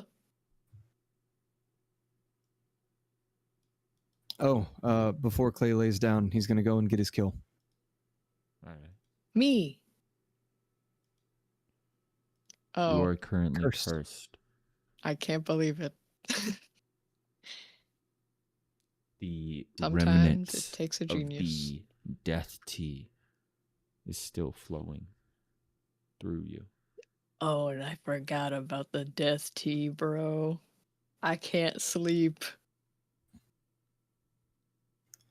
That sucks. I've got to go and get something. I'll be back. I'm gonna look up the Daggerheart fatigue system. And that's where we're going to end it today. Ooh, Was I at I'm least so able to glad you feed the camp? remembered. Huh? Was I at least able to feed the camp? Yeah. Well, when we come back, you'll be returning with your kill. Hopefully, Poppy will have some sort of plan of what to do with the fact she just drank some death tea. Okay. For the sake of brevity, Ooh. would you be all right with me posthumously taking a short rest? Absolutely. Okay. Thank you. That's the only kind of rest I can take for a while. Well, good game, everybody. You made it back to the meat and potatoes of everybody. You made it back to the city. Kind of. What's left of it? Who's left of it? Right. Mostly the important people. Yeah. Rip to Rook. And Thistle. And, And the you know, sister. And I Elro said that I Pikeman. hadn't wrote down her death in my notes. I found it. I did write it down. It's in very small lettering in the margins. Sweet. Then, I mean, lowest I can roll is a 1, so. Okay. It was a super long session, too. Yeah, it wasn't too bad. Yeah. Well, better That for fight me, kind of haha. scared the crap out of me because I think that's the closest to death I've ever been. Yeah. Well, not as close as me, haha. I think you've already died. Twice. Yeah, I'm trying to keep my streak going. I think the way I'm going to do it from now on is we're only going to have one NPC fighter, and I want you guys to be very on top of them. Like, in that fight, the enemies got a lot of attacks purely because you guys weren't doing stuff, so I just started using fear to fill in the blanks. He almost killed all of you over it. So, Yay. no offense, Poppy, or JC. Fuck, now I'm doing it. No offense, JC, but